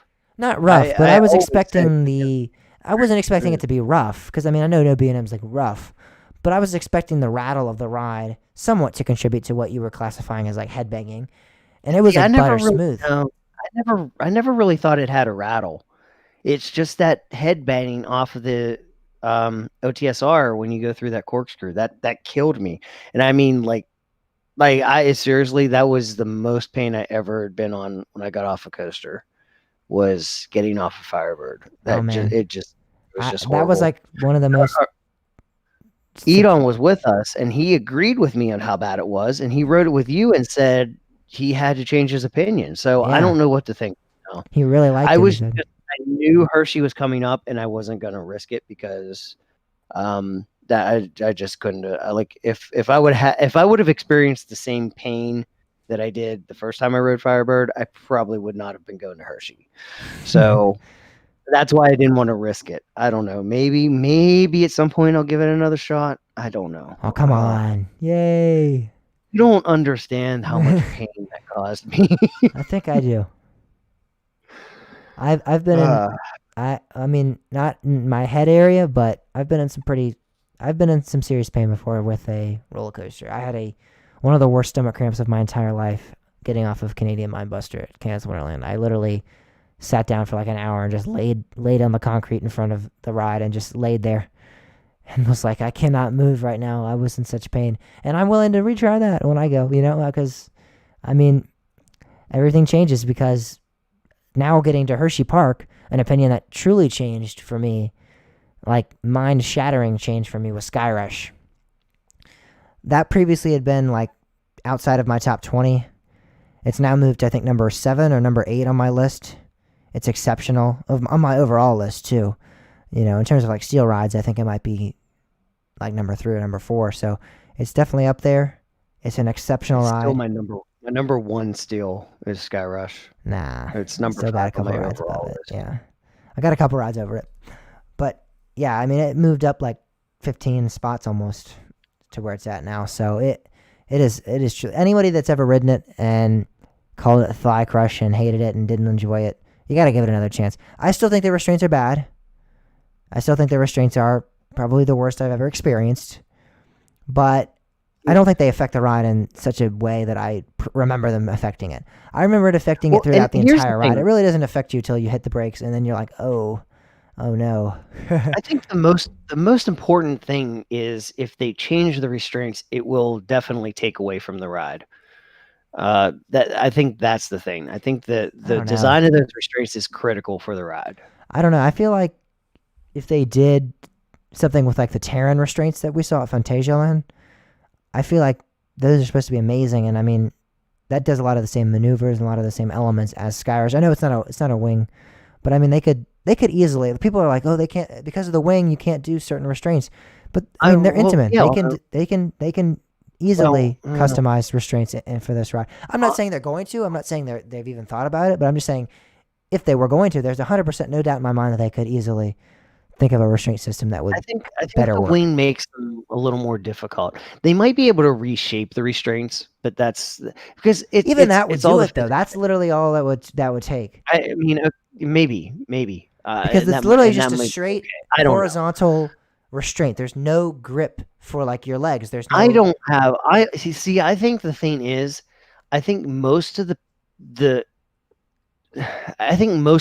quote pain unquote the people say they experience is more from the sheer airtime. No, it's not. It's not. I'm telling you this. I love the airtime moments on Skyrush. I think it's fantastic. I would love nothing more than that ride to be 10,000 feet longer and just do all that airtime. It is not the airtime. It's not. It's not painful. It's not painful either. It's my pain comes from slamming onto the brake. Not even slamming because you kind of just roll into the brakes and then you sit there and they just start to become self-conscious throughout the ride. It probably is, yes, they do hurt somewhat during the ride, but it's not until I was hitting the brakes that I was sitting there and like, oh, all right. And then sometimes the operations would be really quickly and we get off really fast and it wouldn't really bother me too much. But there was one ride cycle where I sat outside the station for about 5 or 10 minutes and I'm like, this is starting to get to me. And it's not like the pain is going to kill you or you're going to it's not anything absurd like that. But it definitely is like even Timmy who stated multiple times he doesn't find any problem with the restraints. He agreed with Bob. They're not really that bad. After that 10-minute ride cycle of sitting there and waiting for the train to go because we were sitting outside the station, he was like, all right, those were starting to bug me pretty much. I can start to see why you guys don't like those restraints. So, I mean, even him, and the reason that I don't think it affects him, I don't know why it doesn't affect you, but even him, I mean, he was like, probably doesn't affect me because of my size, but I was like, I think just because, I don't know what it is, because he's a really small guy in terms of height and in terms of weight, so I could understand why it wasn't affecting him as much. I don't know, but then he started to even feel it, so I'm like, maybe I'm not crazy. And then we rode it with another enthusiast as well, and he also stated that they were bad. I don't know. It's not that I don't feel it. It's not that I'm like, oh, I don't know what anybody's talking about with this. I do. Like I can understand the point of view. I just don't think they're that bad. For me, it's not really painful. I can see how some people might have an issue with it, but I think for me, I experienced more pain on Storm Chaser. I just think like early RMC restraints are a lot. Now the ones at Cedar Fair are a little bit different, but I experienced far more pain on Storm Chaser than. And I'm not saying that Storm Chaser is a terrible ride or anything like that. I just experienced more pain on Storm Chaser than I did on Skyrush. No, All right. No, you didn't, Bob. I did. That's a fact. No, you didn't. Yes, I did. Oh man. And we have somebody in the live chat saying they agree with me. So, I haha. mean, I think I can point to many accounts of people agreeing with me about Skyrush. So Sure, you will. And I'm not discounting what you're saying. I I'm know. just I know. my main I'm thing kidding. It was is a joke. I don't think they should change the restraints because it's such a critical part of the ride.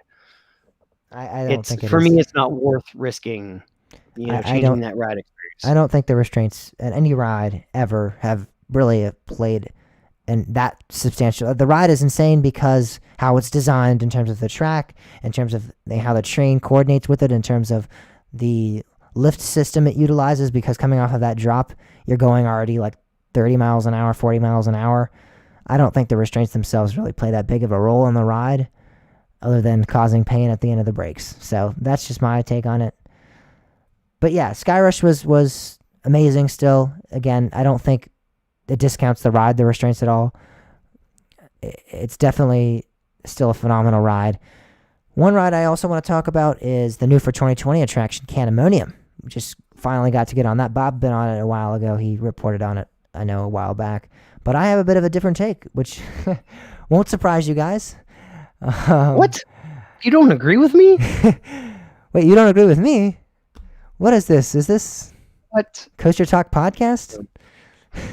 I thought we always see eye to eye and never have any debates or anything. And we haven't argued about, for crying out loud, kids areas on the show before. We would never do that. We would never argue about something like that. We would never stoop that low. No. Candemonium is a really good ride. The first day we rode it with Bob, and we rode it in the front and the back, and I had to concur with Bob that the front row was the better row in that ride, and I thought that was about it for Candemonium. It really wasn't anything spectacular. I honestly didn't think it was even better than the likes of Apollo's Chariot. I thought it was kind of a weak B&M Hyper, to be completely honest. And then the second day we went, and we're like, all right, let's try front again. And front was like really good, and we're like, all right, I think it's time to try back again, because it was running much better in the front than it had ever been on the first day that we were there. So like, let's try back. Maybe back will be good too. And back was insane. Back was excellent. I know Bob's been on here many times saying that it's a front row ride, and I'm not going to discount what his take on the ride is, but for me, 100% Candemonium is a back row ride. I don't know what it's strange to me. There's a new opinion developing in that Candemonium is a very temperamental ride. Yeah, it might just be that, like, I don't know, because I don't know what the weather was like between the day. I mean, there wasn't too much. I think it was a little warmer Sunday, but I don't know if that really affects it, because I mean, it was like a couple degrees. Well, but see, my first ride was actually pretty hot out. Like, it was in summer. So, and that's when, like, I was like, Candemonium's just, it's all right. I don't know. I don't understand the dynamics of what we're experiencing, because there's so many different mixed reports.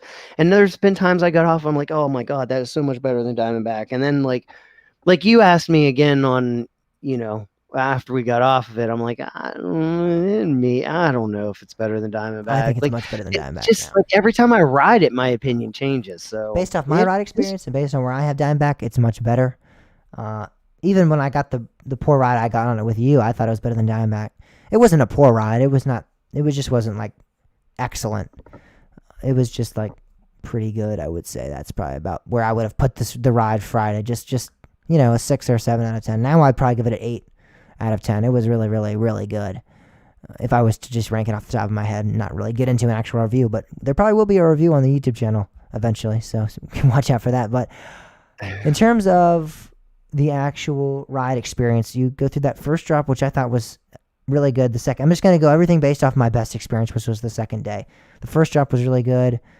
The first Camelback is, again, the second day, really, really good. I thought surprising amounts of ejector airtime coming off of that. That bank turn, I grayed out. There's reasons to believe why I grayed out. I don't think it has anything to do with the ride being too intense or giving too many positive G's or anything. But, you know, it was a good turnaround for me because for medical reasons, I'm not going to state why, but there was a reason that kind of foreboded why I was graying out on it at that turnaround every time. Then the second Camelback is good as well. And then that ejector bunny hill was really good. Like, and I'm saying ejector, keep in mind this is a B&M Hypercoaster. So when I say ejector, it's B&M ejector. That's very different. It's B&M ejector, yeah. It's not Skyrush, but it's definitely not like, you know, a weak B&M Hypercoaster where you're getting like kind of just like, you just kind of, you know, when you're just sitting on the ride. Like Intimidator Carowinds is my best example. As much as I've gotten a good ride on that before and it's been really good, one of the rides I got on it, I literally felt like every airtime hill was constant, me like just staying in one position. I never came out of my seat at all. And I was like, I'm just kind of maneuvering around this ride. I'm not really doing anything. Kind of like how I just explained Roar at Six Flags America. That's the ride experience that I would consider like that level with B&M Hyper. So imagine that. It's definitely not that. Candemonium is excellent. You're getting thrown out. The only true ejector airtime I've forgotten on a B&M Hyper was Goliath at Six Flags Over Georgia. Just to get a little off topic there. That actually gave like levels of RMC and Intamin. Like it threw me out of my seat. Like it was almost like clamshells can't be painful, but it was almost painful. How much airtime I got on the last bunny hill of that. That was crazy. I remember like being in total shock of that. But yes, Candemonium was great. I really liked it. That last little bunny hill was great. And then you have like that helix. You go down. I did see those launch thing, or the launch quote unquote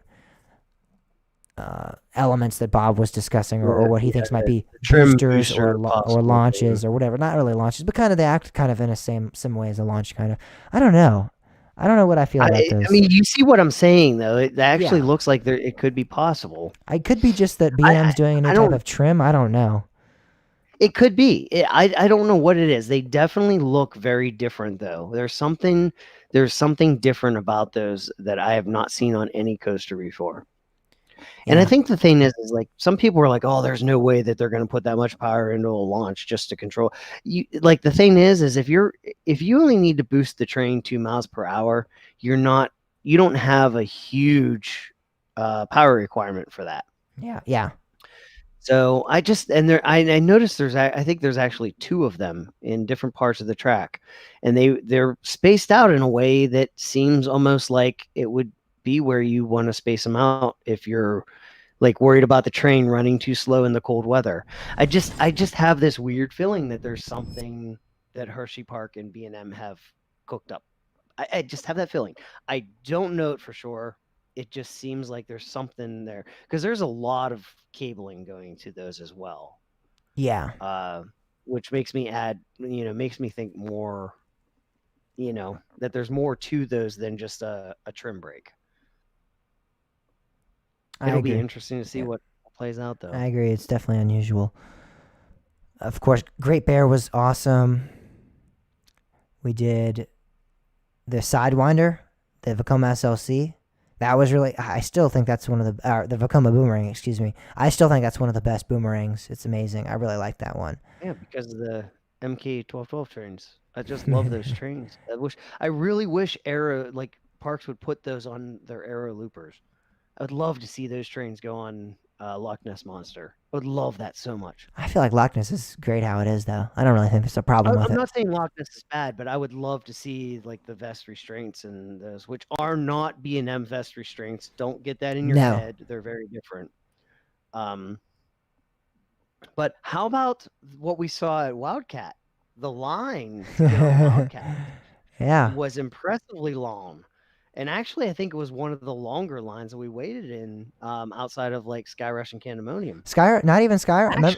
Skyrush was kind of Although it had a long line, it was like a 5-minute wait in reality. Yeah, so. I think we actually Wildcat may have been one of the longest waits we had. Candemonium, I think, but then definitely Wildcat. Yeah. See, Wildcat does not need RMC'd. That's what we're saying. It's a great ride, and it needs to remain the way it is. It's amazing. It's fantastic. I really don't understand the hate for that ride. Yeah, I mean, jackhammers, but I think that's literally there is not a single wooden coaster on the planet that doesn't jackhammer. I mean, even Lightning Rod, which is, and even like El Toro, those are rides that are supposed to be like advanced technology and new, innovative wooden coasters. They still have jackhammering. I mean, even El Toro has that just still does shake a little bit in the back of the train. That's just the nature of wooden coasters. That's just what they're supposed to do. Yeah. That's part of the fun of wooden coasters. So Exactly. I don't think saying that is fair for anybody. Oh, it's jackhammers. So does every wooden coaster. It's a great ride. I really enjoyed that. I got some really good airtime. Got some really good laterals. It was definitely. In our first ride, we got to ride in the rain. Which Oh yeah, that was great. spectacular. Mhm. It Mhm. was such a spectacular ride. It was really like, oh, You I we don't took you understand. took front. People We spend took so much back. time hating on Wildcat. They should actually ride it. It's Exactly. so much I fun. don't. It It's is like there's like so a much whole it's like a hate campaign against it. It's almost like a political campaign. Like I see so many I know some people have like RMC Wildcat stickers and things of that nature. So it's crazy. I really think it's just people want an RMC so badly that they feel like they have to pick one, and Wildcat just happened to be the one. Like I think it's more of a like they're making it bad in their heads in order to convince themselves that it's okay to RMC that coaster. I Yeah. and not that they're consciously doing that. I think it's just a sub like they just want to see an RMC so bad because anybody that's not like will quote RMC fanboy unquote doesn't really say anything about Wildcat, that it's terrible or anything. The only people that say how bad Wildcat supposedly is are the people that really, really want to see an RMC at Hershey Park. Yeah. So I think there's more of a like psychological thing going on there. You could be very well right. You could be, or it could just be that some people have gotten. I mean, because we've had different ride experiences with Firebird, and obviously maybe it's just I, we're all having different experiences on Wildcat. But I mean, it's crazy to me that me and you both ridden it. A couple of. I mean, between us, we've ridden it throughout the years a couple of times, and it's never been bad for me. So never been bad for you. and I still say like usually when I have differing opinions with a lot of people, I usually see what they're saying. Wildcat is one that I just don't see what they're saying. Like I can't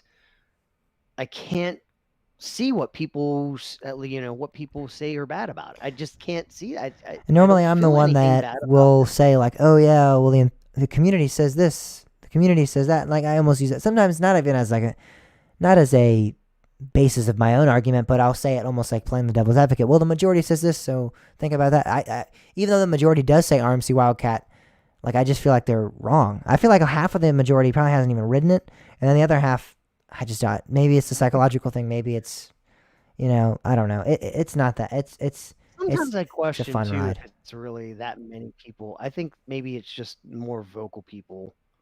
I think there's a lot of people that like Wildcat that are just like, I'm not even going to get into this argument, and they Yeah, just don't say anything. yeah. It could be just the talking louder than talking. The one person's talking louder than the whole class kind of thing, talking over everybody. Oh, and the other thing that we should probably bring up is this king size shake that I bought. Ooh, yeah. We didn't really get a review Oh for the YouTube video, so we'll get a review for the God. podcast. Oh my God. I will say this. It tasted really good. It also was probably one of the worst decisions I ever made buying that because they put an entire cupcake on the top of that thing, and it is the densest cupcake I've ever had in my life. So much that if I picked this up and threw it at you, you would probably be going to first aid. Like it was so dense. And I was like, I even after I started eating it, I was like, oh, I'm gonna finish this. And then all of a sudden, it was just like it all hit my stomach at once, and it was like, oh, okay, I'm done. Yeah. Um, so here's my advice: find a friend that doesn't have COVID, and Go to go Hershey get Park. one of these king size shakes and split it because I don't think you're going to finish it on your own. Or even somebody drinks the milkshake, somebody eats the cupcake. Um, Yeah. something like that. But yeah, it's it's a struggle. Even if you think you're going to do it, you might regret doing it by yourself.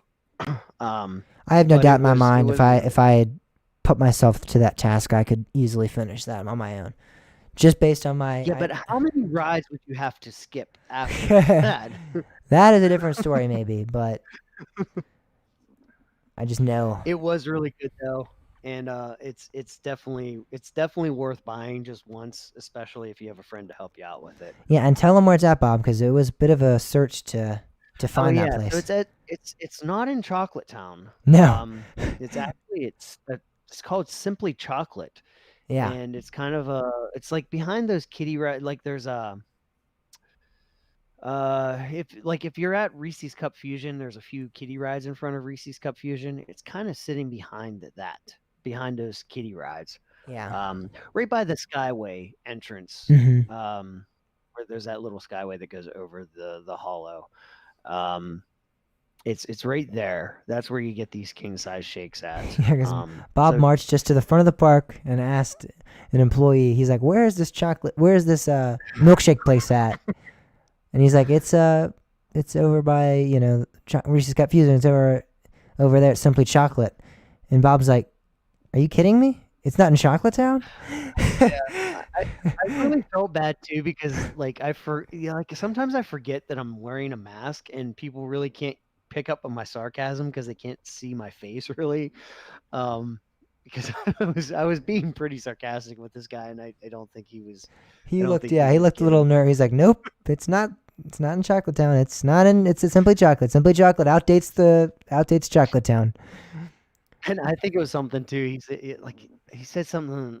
There's something about the merry-go-round. I'm like, so you moved the merry-go-round, but you can't move the Simply Chocolate to Chocolate Town. Oh yeah, and I'm Um, guaranteeing you that guy thought we were just annoying yeah. coaster So boys. if you're an employee of Hershey and you had some weird guy like harassing you about the location of the king size shakes, um, please know that I was just being sarcastic and funny. I was not Quote meant to unquote offend you. funny, quote unquote. Yes, I found it funny. Yeah. I will say the carousel joke was funny. That was Yeah. that was good, but yeah, he was not getting it for sure. All right. That's what he said. He's like, well, Simply Chocolate has been there for a while, even before Chocolate Town, and that's when I said, I'm like, well, you moved the carousel over here. Yeah, Why could that's you been move there the since before the dawn of time. So how can you not? Yeah, yeah, exactly. Yeah. So Hershey Park was a great trip. Coming up, actually, I'm gonna just share this now. October 9th and 10th, I will be at Knoebels alongside Timmy as well, who's a good friend of the show. He's been on a couple of times. You guys may know him based off that name. You might not, but he is a frequent guest on the show sometimes. So Bob is No, thinking I about should be going. there on the 10th. I should be there on the 10th. Bob, so if you want to meet up, or if you just want to know, we're going to be there because we'll be doing some reviews and possibly there'll be a video from there. I don't know if we'll do a trip report or anything. We didn't do one from Hershey because we Oh, were having so much fun, but yeah. we'll see I'll about also be Knoebels. hitting Hershey. I don't know.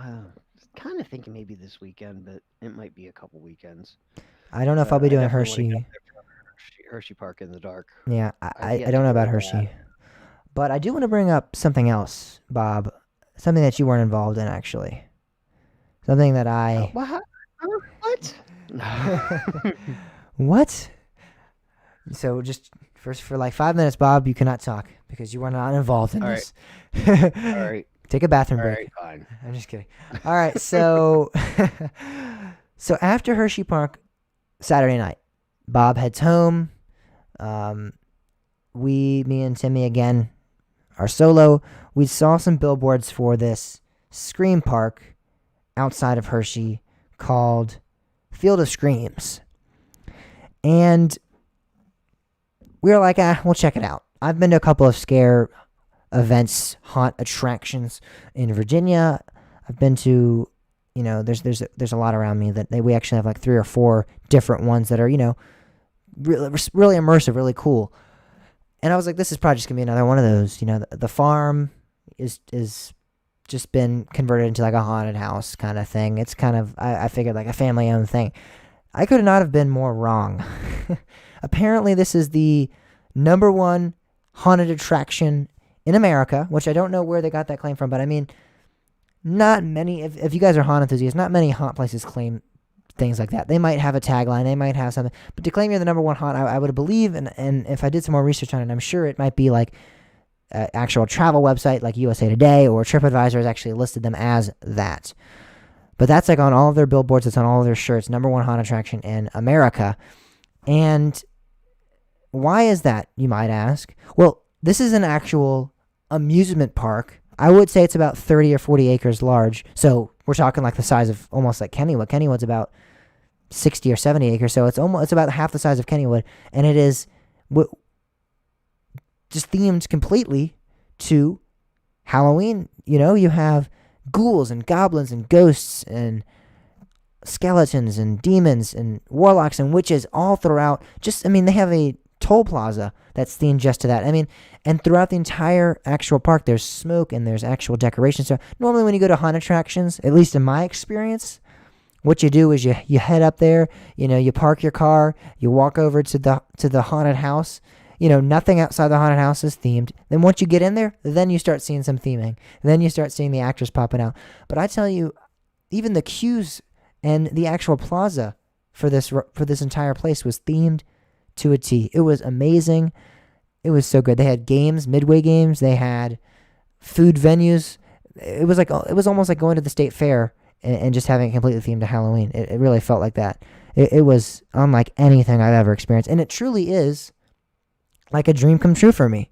And I think I'm going to probably be doing this at least biannual, probably annual, if I can, make it up there every year for this, because it is unbelievable. Because I don't know if you guys know this. I probably have shared this on the show before. Now, it's been a while, though, so it's not one of my... Me and Bob have those things that we bring up every once in a while. It's like we bring up the same thing every couple episodes. This is not one of those things, I know. How I got into... Merlin's Mayhem. Oh, wait. Merlin's Mayhem sucks. Firebird isn't good. Twisted Cyclone's a front row ride. I bring that... Those three things come up pretty much every other episode, I feel like.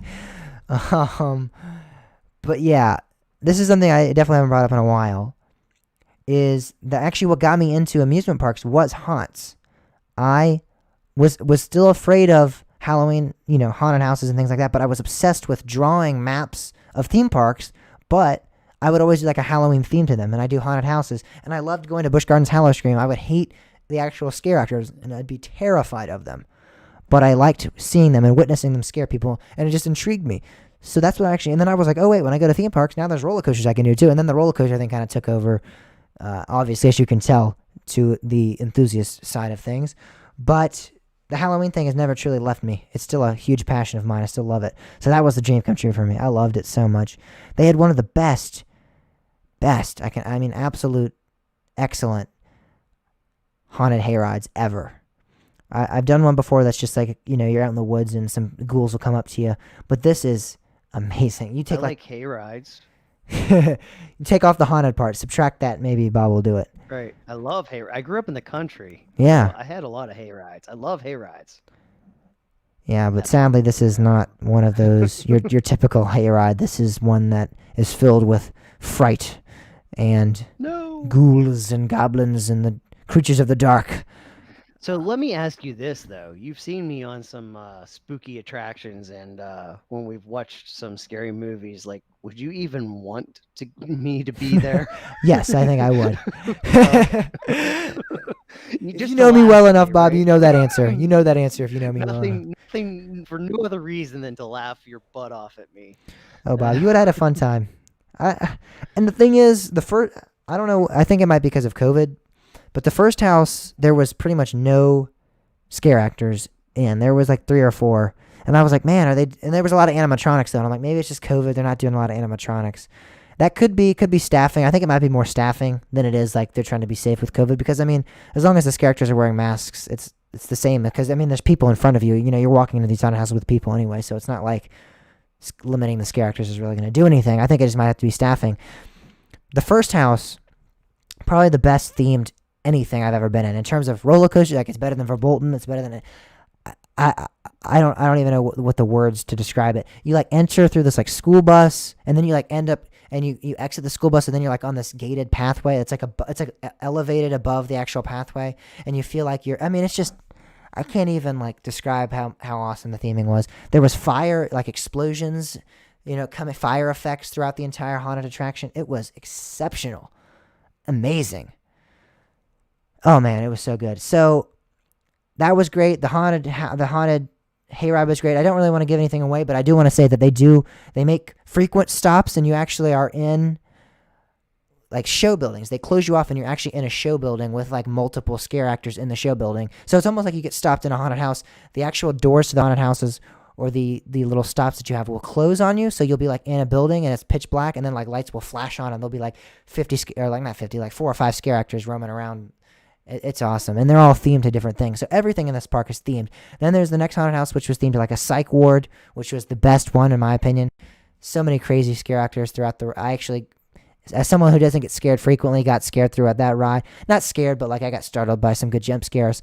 And then the last one, I believe, was just called like Darkness, the Den of the Darkness, or something around there, Lair of the Darkness. And it was just like throughout the entire, it was kind of like Blackout at King's Dominion, or Blackout if you've done any of those at Cedar Point or Kings Island or any of those. I believe the Cedar Fair chain has them quite frequently, where like the entire haunted house is kind of dark and pitch black. It was amazing. I have to say, it was exceptional. And I know I keep kind of going on. That's about all I can go off on there. I actually met the owner. I will say that. He came up to me and actually introduced himself to me. I was filming a vlog, which you guys will see soon on the YouTube channel. And he actually kind of confronted me during that. And I was like, oh, is he going to be like, hey, no videotaping? We prefer, not to videotape in our facility or in our park, which I would even, I mean, this is kind of like a park. Again, I would describe it as that. But he actually introduced himself. He said he was the owner. He was very interested in like what are you involved in? I was like, I'm a coaster enthusiast. He's like, oh yeah, I know the guy from Coaster Nation. He run a haunted house outside of Pittsburgh. Bob actually was the one that notified me of that when I told Bob about this haunted house. He was like, oh, see if the guy from the Coaster Nation runs this, or if he knows the guy from Coaster Nation, or if he's affiliated with us at all. Which was really cool that he knew it was Pennsylvania. That's not all I knew though. Yeah, so I mean, it was excellent. It was awesome. It was truly terrifying. I loved it. See, what they need to do is they need to also get some carnival rides there so that I have a reason to go as well. You could play some games. Like you put a zipper and a Gravitron there, and I'll gladly follow you along to that. You could go through all the scares, and I'll just ride the zipper over and over again, and then ride the Gravitron over. I would love to. That would be cool. Yeah, I don't really like. That's what we need to find. We need to find some carnivals and start hitting some carnivals. We're just getting on these real rides, right? These sissy B&Ms and Intamins. We need to just head back to the good old days. Find the zippers. The Gravitrons, like now that, I found another Chance ride that I didn't know about called the Chance Turbo. Oh my God. If you guys don't know what a Chance Turbo is, look it up on YouTube. Oh, it's amazing. And I don't like Chance just needs to make a major comeback. They need to bring a lot of these old rides back because wow, they just had some good ones. Sorry, little rabbit trail. It's not fine. We have to every now and then we have to find a rabbit trail. So I give you permission. I give you permission, Bob. It wouldn't be Coaster Talk. I mean, really, I think that's part of our show. Is basically just is doing this. We go off on rabbit trails. We find something to talk about, and then we branch off from there. And eventually, we may find our way back there. Eventually, we might not. Yeah, until we're talking about how Peanuts is irrelevant. It is relevant. Or we're in that debate. Yeah, until we've gotten so far down the spectrum that we're talking about a crying out loud a kids area. And next week we're going to talk about Looney Tunes, DC Comics, the Flintstones. All right. Well, yeah. I wanted to give a plug for them. Field of Screams was great. I just wanted to give a plug for them because any of you that are haunt enthusiasts at all, that's just a place you need to check out. Any of you have any interest in that, it's definitely one of the best. It's the best I've done for sure, and I'm sure it would be one of the best that you guys have done because I can't do another Halloween event now. I can't because I'm just like, I feel like I'm gonna just because they're all root right now. they're all gonna be like boring now. They're gonna be like, oh, there's this little scare actor coming up to me now. I mean, and even with COVID, and I do want to give this forebode for anybody that's gonna be, or I'm gonna be foreboding here. Excuse me. I'm gonna tell you guys what happened. They were touching people even with COVID, so they were still like being scary and like aggressive, and in your like Timmy actually got grabbed by the shoulders and shook, and so they are still doing that. So if you guys are any concerned about COVID, I was okay with it. I was wearing a mask. I didn't really feel like I was that unsafe. But if that freaks you out, or you're like, I don't really want to, I do want to give that warning. They are still being pretty aggressive in that aspect of the haunted house side of Especially things. anybody that's high risk, don't go. Really, you shouldn't go in general if you're high risk. Go anywhere, but especially don't go to a haunted house where they're getting in your face and touching you. If you need that warning, there's your warning. That's just my little word of advice for anybody out there. All right, so that was about it for that trip. It was really, really great. Had a really good time. And now it is time to talk about the weekly poll. The weekly poll is Our most interesting. complex poll ever. Yeah, it was something. You think it's complex just trying to figure it out. And try making this thing. It took me like 30 minutes, man. This graphic, it's great. I mean, I think I did a good job with the graphic, but it took me a while. Because not only was I taking a photo and then like talking about the 5 rides that were in the category, I was actually adding I was having to find individual pictures of each ride and then adding it to that, which was at times challenging. So basically the poll this week is, and hopefully many of you are listening to this, contributed to it.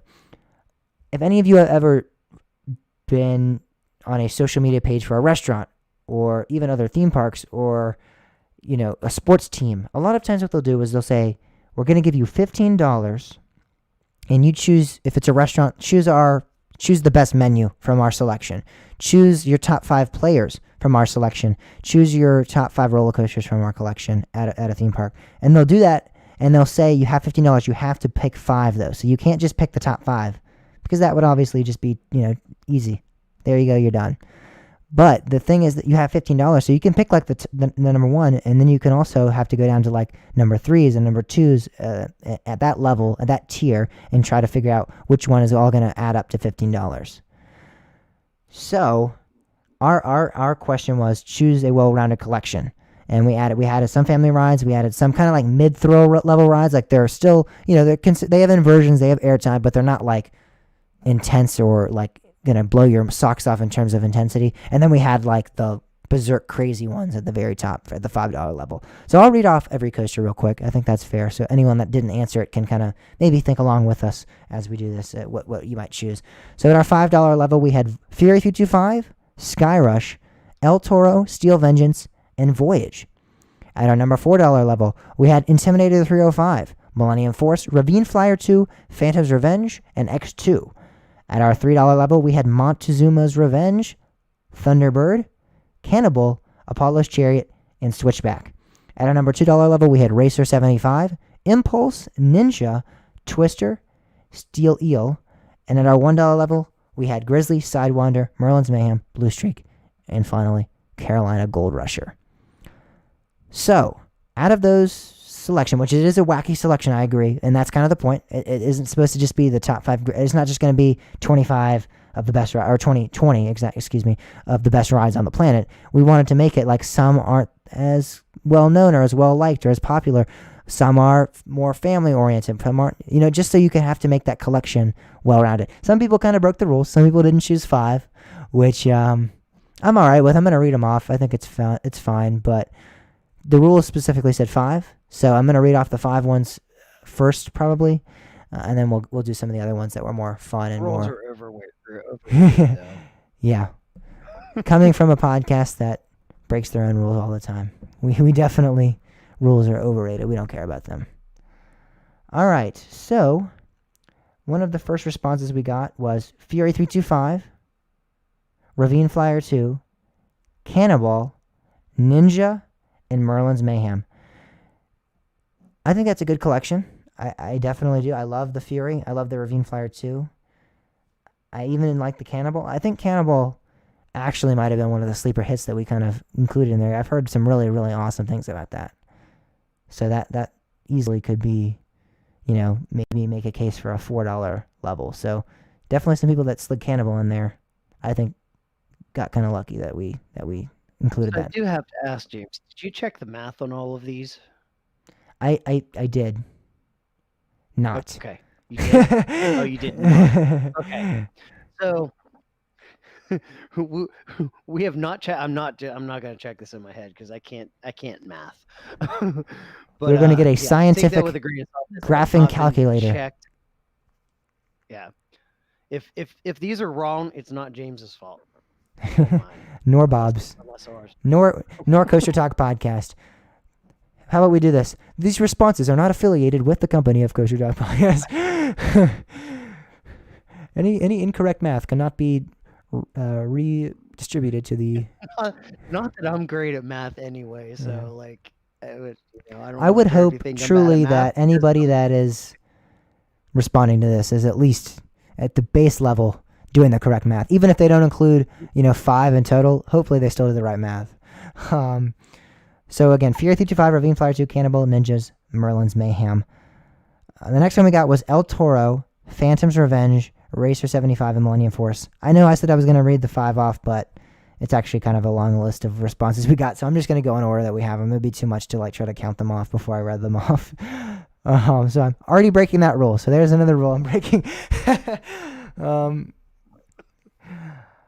Yeah, so El Toro, Phantom's Revenge, Racer 75, and Millennium Force. Obviously, that collection's fantastic because they broke the rule and didn't choose 5, which again isn't awful, but yeah, you have a great collection there. You have one of the greatest wooden coasters of all time, 2 of arguably the greatest steel coasters of all time, and then Racer 75, which is a good, not even like high throw, I'd say like mid throw coaster. So that's definitely not a bad collection at all. So we got somebody in the chat that just gave theirs, and actually he listed 4 as well. So Come on, man. whatever. Voyage, Ravine Flyer 2, Apollo's Chariot, and Blue Streak. He said he likes Woody's, which I agree with. I mean, wooden coasters are amazing. And Blue Streak too. Blue Streak, I don't think we ever actually said, for those that didn't see the picture, we're actually talking about Conneaut Lake Park Blue Streak, essentially. Which many would argue is better. I think it's much better, personally. So that's what we're talking about. But yeah, so that I like that. I like that layout. I mean, we got Apollo's Chariot in there for the 1 steel. Yeah. And then a bunch of Woody's. I would not complain about that. This would be at a all. good park for those that describe themselves as wooden coaster enthusiasts. That like their top 5 and top 10 are always consisting of wooden coasters. You just go there, you get one good steel fix in, and then you got good Woody's. That's one of the only truly, well, not one of the only, but one of the major unique things about Knoebels in my mind is that they have more wooden coasters than they do steel, which is funny to me. Yes. Which not a lot of parks do. So, and they're not. They're all really good ones too. Yeah. Yes, indeed. And you could argue Kennywood, which obviously does as well, but those 2 really are some of the only ones that do. So it's interesting to me. All right, so the next response we got was, again, breaking the rules for Steel Vengeance, I-305, X2, and Steel Eel. With that list, I would 100% say that's one of the best responses we got.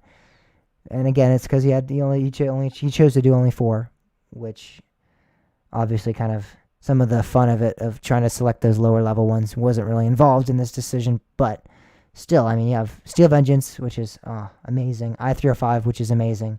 X2, which is considered to be one of the best rides on the planet as well. And then Steel Eel, which I really enjoyed. I thought was severely underrated. So, I mean, that's 4 really good rides there. Yeah, I want to ride X2 so bad. Like that's, yeah. I need to get to Magic Mountain. My whole reasoning for that is as X2, because I mean it's based on the zipper. I just was talking about how much I love the zipper. So like, put the zipper on a roller coaster. Like, God, yes, I want to ride that. I totally understand. Yeah, I regardless of me not really liking zippers, excuse me, I I still like the idea of doing like a 40 coaster because I love the 40 free spins. So, all right, the next response we got, I think, is a very good one, and very similar to one we had earlier with Fury 325, X2, Cannonball, Ninja, and Blue Streak. That seems to be a common one. I think we got a couple more that were. I think we have some more later on that are similar to that, and I think that's a good list. You have a Fantastic Steel coaster, two Fantastic Steel coasters, and then you have Cannonball, which is as well a really good one. I've heard some people argue it is maybe in that fantastic tier. Then you have Ninja, which is supposed to be a fun suspended coaster. I love suspended coasters, so that's a good family ride too. Because Ninja, really suspended coasters in general, don't do too much in terms of aggressive I've or. heard a lot of people say Ninja is probably one of the best eras. Some say Big Bad Wolf was the only one that was ever better than Ninja, but I heard Ninja's Eagles close. Fortress was the best suspended coaster, but that's it. I mean, Where's that one at? that was in South Korea. Or They took that down. Yeah. Oh, is that the one they put those other trains on? The floorless trains? No, that's not the one they did that with. Well, I'm not familiar with that one. Sorry. All right, well, after the recording of this podcast, Bob will be watching a POV of Eagles Fortress. All right. The next response we got included Steel Vengeance, Intimidator 305, Steel Eel, Thunderbird, and Grizzly. You see, this is where it gets fun because he did 5, Yeah. and he had to choose Grizzly, which is, I think, in my opinion, a great selection. I think it's a kind of a hidden gem of King's Dominion. It's kind of a hidden gem of this list. We put it at the last tier because there are so many negative opinions with this ride. But the few that are opinions, that's kind of like a steal for you guys because that is, in your opinions at least, a good ride. So it's almost a little bit of a grab there. Mm-hmm. I'm being told in live chat that Vampire is the one that got the floorless trains. And now that Yeah. you said that, that does sound correct. I remember that I always wondered about where Roller Coaster Tycoon got the floorless suspended trains. Like I was like, what's creation is that? And then I saw these trains on Vampire. I thought it was interesting. Anyway, little sidetrack. Again, would it be Coaster Talk Podcast, Bob? No, it would not. The next one we got is pretty intimate heavy, as he selected Sky Rush. Nothing wrong with that. Nothing wrong with that, no. He selected Sky Rush, Intimidator 305, Cannonball, Racer 75, and Blue Streak. So you got like I'd say two of the greatest even intimate coasters out there.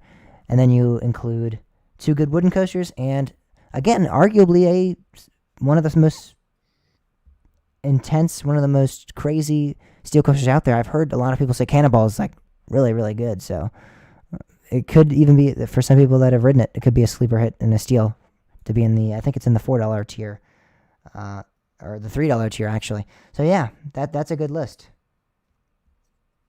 Yeah, indeed. And I'm realizing that my list that I put together doesn't actually include an Intamin.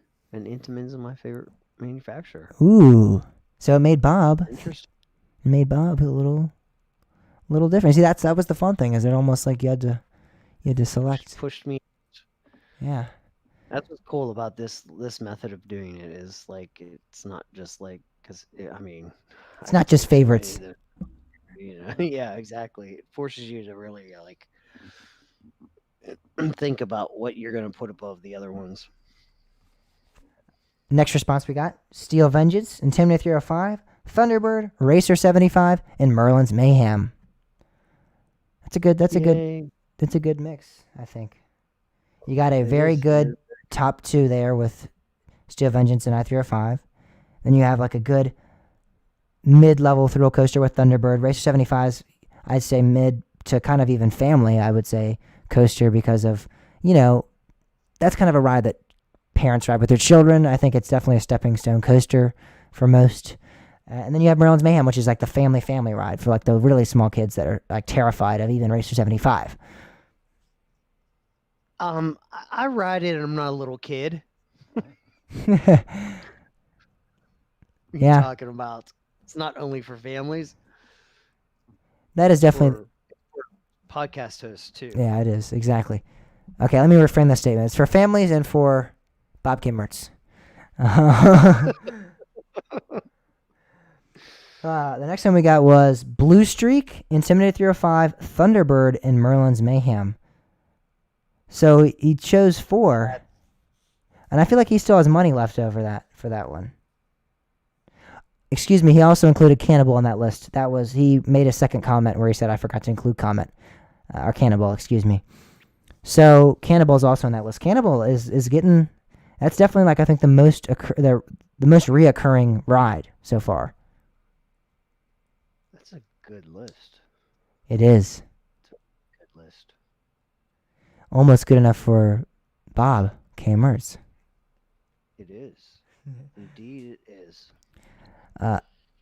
So Airtime Mike, who is on El Toro Ride, I don't normally shout out exactly who the individuals are because I don't know who wants to be told, their name or their Instagram or whatever. But Airtime Mike, I know for a fact would be okay with me saying this. Made a comment on our post and said, I don't know how any of you have not so far had Voyage on your list, but you can definitely be assured that it's going to be on mine. Voyage, he Amen. said, in all caps, Voyage, then I-305, then Cannibal, then Steel Eel, then Grizzly equals pure happiness for me. It's a good list. It's a very good list. That is. I think Voyage is obviously agreed upon for us, the number 1 coaster on the planet.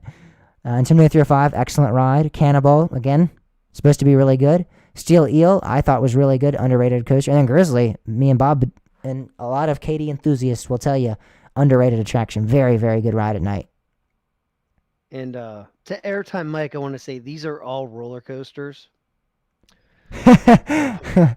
Yeah. A lot of you may be wondering what that is in the intro of the podcast where Bob's screaming roller coasters. Yeah. So we might as well. This is probably a good time to tell the story. Yeah, it's So yeah, in the intro, you may have noticed me yelling, "It's a roller coaster!" If you've noticed, there is a video on Airtime Mike's Instagram of him asking, "What is this?" And I yell really loud, "It's a roller coaster!" The story behind that is we were in line for what was going to be the last ride of the night on Verbolten. yeah. And we happened to be standing right behind Airtime Mike's group, and he was asking everybody, "What is this?" Like, it's Verbolten. He did a scan of what Verbolten turned to the I think he was looking for last ride of the night. last ride of the night. And like, it was like he turned and everybody's like, and I said lightly, "It's a roller coaster," and he's like, "Come on, guys, we need more enthusiasm." So he did it again, and before anybody else could yell anything, I yelled, "It's a roller coaster," really loud. As loudly as possible. And as excitedly as possible as I've ever heard Bob. You guys have heard Bob get pretty excited on the show before, but go back and listen to that intro and tell me that's not the most excited you ever heard him sound. Oh, man. And I think the funny thing about it is I didn't even realize how funny it sounded or looked until we went out to eat after and everybody was watching this video. And it was like, so, it struck. Finally, I realized what everybody was laughing about. I found it funny. Hopefully Airtime Mike did as well. I wasn't being mean. I was just kind of being sarcastic and funny. But that's where that all comes from. I wouldn't be shocked if he has zero recollection of that event. That's highly possible as well. All right, well, the next response we got, moving on from that, is Intimidator 305, Apollo's Chariot, Steel Vengeance, and Thunderbird. Again, great list, but only 4 coasters, so I discount that a little bit. The next one, man, I just realized didn't do anything at all. Did even worse than just 4. They just chose 3. Steel Vengeance, Fury 325, and Phantom's Revenge.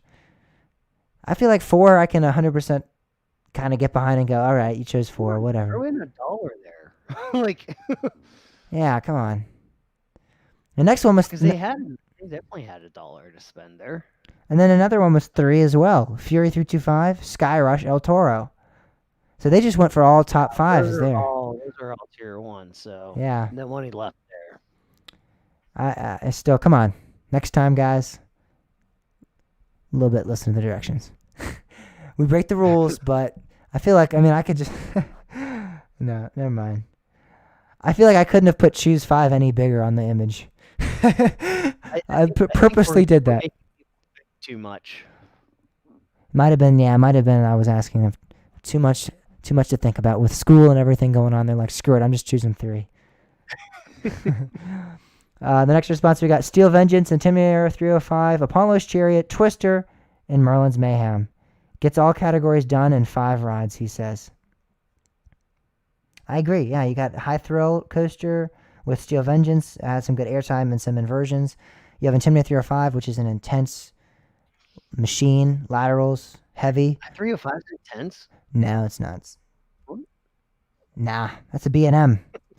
Then we have the really intense Intamin coaster, Apollo's Chariot. And then you got Twister at Knoebel's great and Merlin's Mayhem. So you are hitting off all the check marks there. The next response we got: Steel Vengeance, Intimidator 305, Thunderbird, and Cannibal. So again, 4 rides. Good list.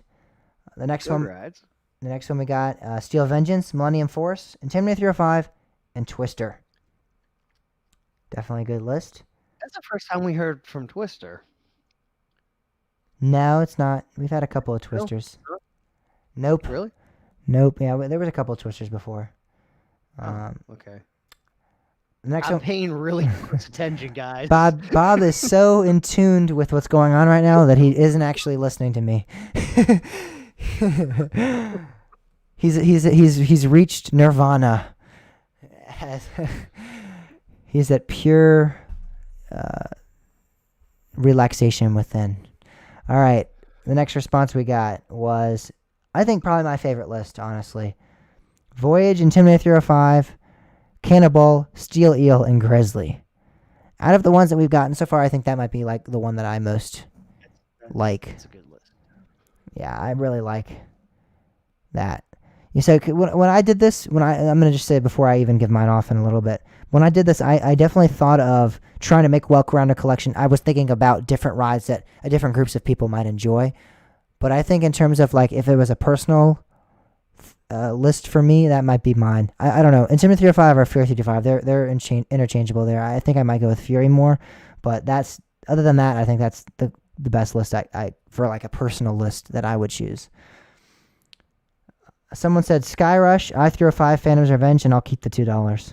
I like that. All right, that's at least there. You're like playing around. You understand the concept was that you still had $2 left, and you're gonna pocket that as the park employee or as the park operator. You're gonna choose to keep and save up, maybe for the next coaster.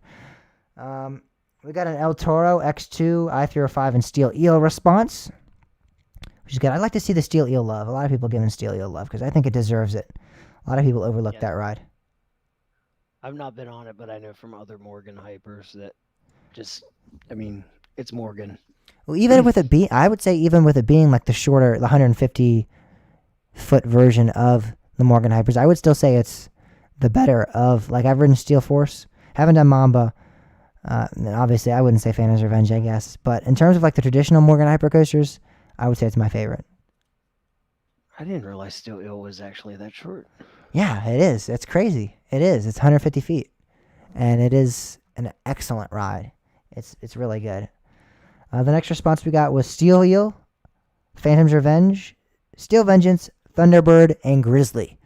I really like that list. I think that list plays good on trying to target different audiences. You have Grizzly, which is like it's a somewhat of a smaller wooden coaster. Steel Eel, good size steel multi-airtime hill coaster.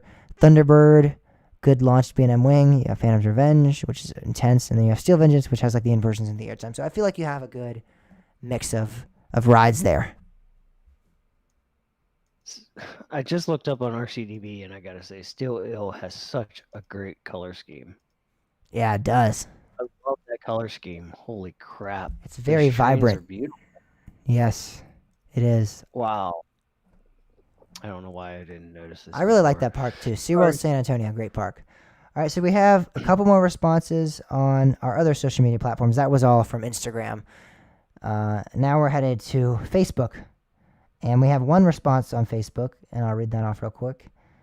It was Steel Vengeance, Fury 325, Phantom's Revenge, and Blue Streak. So the one person on Facebook again did not follow the rules, did not answer according It's to the Facebook. rules. It's Nobody Facebook. follows It's Facebook. Facebook. Who uses Facebook? I don't know. And imagine just half of our audience now listens to us because they follow us on Facebook, and now they're like, "Screw you, Bob." They're just done. Sorry, I don't hate you if you use Facebook. I just question you. I just strongly No, dislike you. I didn't say that. All right. Well, then we go over to Twitter, and we got one response from our good friend Daniel, who's been on the show a couple of times before, and he said, "Phantom Impulse." That's the first Impulse response I believe we've gotten, possibly. I don't think we've read off any Impulse. He said Impulse, Twister, Intimidator Thrive, Merlin. So that's 4 right there. And he says, I'm gonna pocket the remaining $2 and use it towards the most important attraction that you guys did not choose to list: cinnamon bread. I mean, yeah. Speaking of cinnamon bread, you didn't get any cinnamon bread at Hershey, did you? I did not, but I did see the venue right outside of the entrance there. I was kind of hoping you would. I wanted to see your opinion. Yeah, that's something I should have probably picked up on. Did not Yep. end up getting that though. All right, so now it's time for both Bob and I's response to the poll. Again, we chose 5 rides that we thought were the best well-rounded collection. Yep, you want to go first or you want me to go first? Eeny, meeny, miny, mo. Get your dagger by his toe. No. I'll go first. I'm listed first on the lineup. All right, we'll I do guess it that way. So my first one, I kind of struggled between Voyage and Skyrush. Uh-huh. Because I was like, I mean, I like Voyage better, but I was like, if I'm gonna round this out and not lean too wood heavy, I should probably pick Skyrush. But then I realized, no, it's Voyage, so I had to pick Voyage. What was I thinking? And then, I mean, if I'm picking Voyage and I'm gonna go like lean mostly wood, then might as well lean all in with the Gravity Group and go Ravine Flyer 2. Yeah. And then I'm like, well, let's get Blue Streak, because Conneaut Lake Blue Streak is just wow. It's awesome. I love it. Yeah. Love it, love it, love it. I love the fact that you like feel like you're not gonna make it back to the station, but you do somehow, and it's spectacular. So then I'm like, yeah, I might as well throw in some steel coasters, and obviously you know what's coming. Merlin's Mayhem, obviously. It would not be a complete list with Bob without Merlin's Mayhem. And Phantom's Revenge. Because Phantom's Revenge is just spectacular, and it's unlike a lot of other coasters, and I thought that would kind of make them, if I'm gonna go steel, let's go unlike others. This is actually, you could say this is a very classic lineup, with the exception of Merlin's Mayhem. Even though Voyage and Ravine Flyer 2 are also like newer coasters, they're still a classic wooden coaster. So there's my list: Voyage, Ravine Flyer 2, Phantom's Revenge, Merlin's Mayhem, and Conneaut Blue Streak. Good list indeed. All right, now it's time for my response to this poll. I chose, again, I kind of took the approach, I wanted to actually be like I was a park operator and think about what rides would be the best well-rounded. So I didn't go for a lot of what a lot of people did, was like thinking the most intense, the best, the most airtime filled, the most whatever, and go to that category, which a lot of you guys did, which is fine. That's your choice, 100%.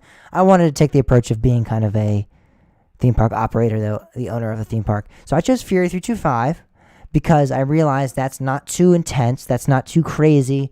It is a great, fantastic ride. It is one of my favorite rides of all time, but it's nothing that people are going to get off of and go, oh my God, what the heck? Just like, I am so, like, that was so intense. I grayed out. I blah, blah, blah. That's just something that you get off of and you go, that was fantastic. Let's get back on. It was a lot of fun. It was smooth. It had some good airtime. That's what you're going to say when you're getting off of that. You're not going to say that when you're getting off of X2 though, which I'm going to have at my park as well, because that's the ride that I know everyone's going to get off of saying, holy crap, that was crazy, that was intense, that was disorienting, that was exceptional. And I want there to be that contrast there. I want there to be the more subtle, the more, not family friendly. I'm not going to say Fury's family friendly, but the more less aggressive ride, and then have X2, which is like in your face, bam, crazy. Even just looking at the trains, people are going, what the heck is this contraption that they have at this park? And then I chose to go with Ravine Flyer 2 as well, because I think that's a good highlight for all the attractions I have up there. I think it's a smaller wooden coaster, but it also, I've heard, packs a punch. Haven't actually gotten on it, but I've heard it packs somewhat of a punch. Yeah, I'm sure. And then I have Grizzly, because I thought, Grizzly has the laterals. It doesn't really have the airtime. It has some okay airtime moments, but it has the laterals that Ravine Flyer 2 might lack some with all of its airtime. So I thought maybe Grizzly will be like that. And it's also more of a stepping up coaster, because Grizzly is something that I rode with my dad at a younger age. So I feel like, yes, the sizes are actually, Grizzly's actually taller than Ravine Flyer 2, but I feel like Grizzly and what it does isn't aggressive or as intense. So you might be able to convince your kid to get on there. But if you can't convince them to get on there, I chose Merlin's Mayhem as my kind of family kid attraction there, that the younger ones can get on it and ride until they feel like they're ready to step up. So that's my complete, well-rounded collection in my mind. I think that's the best, obviously, based on the rides that we were given in terms of creating a well-rounded collection. Obviously, I would just choose the top 5 if I could, if we could just do this based on that. But alas, we made rules. There has to be some rules so we can break them eventually. Yeah, it was just funny because I literally was like, I guarantee you there'll probably be a couple people that do 4, or maybe even the 3, and the first response to the poll was 4, and I'm like, there we go, starting off early. All right, well, that fun poll. That was a fun poll. It was definitely, like Bob stated earlier, one of the more rigorous in terms of creating and thinking of, and then obviously when I had to make it, it was difficult for sure. So I don't know if we'll see any more of those. Maybe later on. Now that I have this template, though, I can actually just easily change it. So now I might actually want to do more of these, because it's a lot easier to just throw in a couple coasters and then say I'm done. All right, but we're not doing it next week, because next week we're going to be asking you guys, what is your favorite first drop? So your favorite first drop, all right?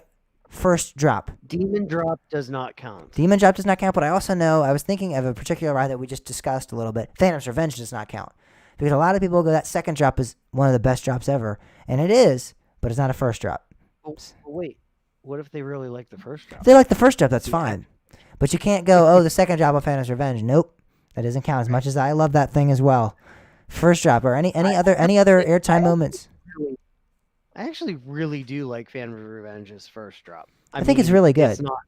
It's not going to be up there on this list. No. It is really fun first drop. I think if we listed off drop, though, some people might go, Phantom's Revenge second drop is great. So yeah, that's not included, and I'm sure there's other examples that at the moment not thinking of, but yeah, Thunderbolt. That might be a good example as well. Jackrabbit. Yeah. Kennywood, yeah. Any park built on the mountains, apparently. That seems to be a common theme. Yeah, all right. So that is our next week's weekly poll. So again, that applies to any other ride that has a great second drop or third or fourth or fifth. But Phantom's Revenge was just the one that came to my mind because it was right there in front of me on that poll that we did last week. All right. So that about does it for this week's show. If you want to answer the weekly poll, you can do so by going to coastertalkpodcast.com/poll, or you can follow us on our social media pages, because we'll be posting the polls to there as well.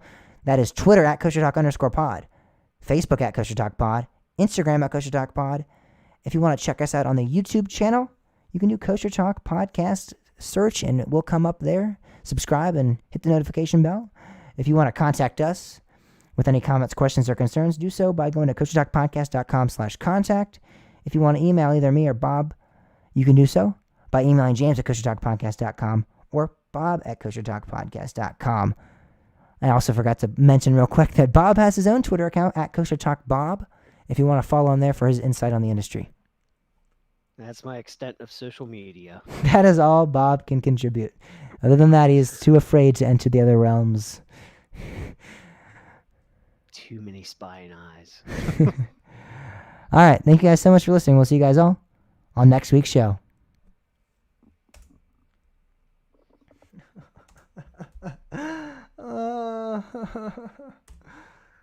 I have homework and it's 12 o'clock at night. I was really trying to make this a shorter show, like you said. We failed. I was kind of hoping to, but yeah. What else? Whenever is we new? go into the mindset of being a shorter show, we make it longer almost subconsciously. Sometimes we might. I don't really know what it is. All right, guys, I'm ending the live stream because I got to go, and so does Bob. So thank you guys so much. See I know you that was kind of guys. abrupt, but we'll see you guys all on next week's show. Or on next week's live stream, actually. Sorry, I'm used to saying that. I'm so tired, I can't even think. All right, bye. Hey, wait. Proper Penguin wants to know if he needs to know anything about Dollywood. Pre-drops. Wait, what did he say? Anything I know. Oh, he's asking about pre-drops. I missed that. That's kind of funny. No, he was asking if there was anything he needs to know about Dollywood. It's a good park. Well, there you have it. I guess that's all you need to know. Yep, that's all. That's about all I can say about it. I mean, good theming, good food, good rides. You're missing out on Don't the miss best. the cinnamon bread. Do Don't not miss up on the the cinnamon. Yeah, don't miss on the cinnamon bread. All right, we'll see you guys. Yep. All right. See you guys. Have a good one.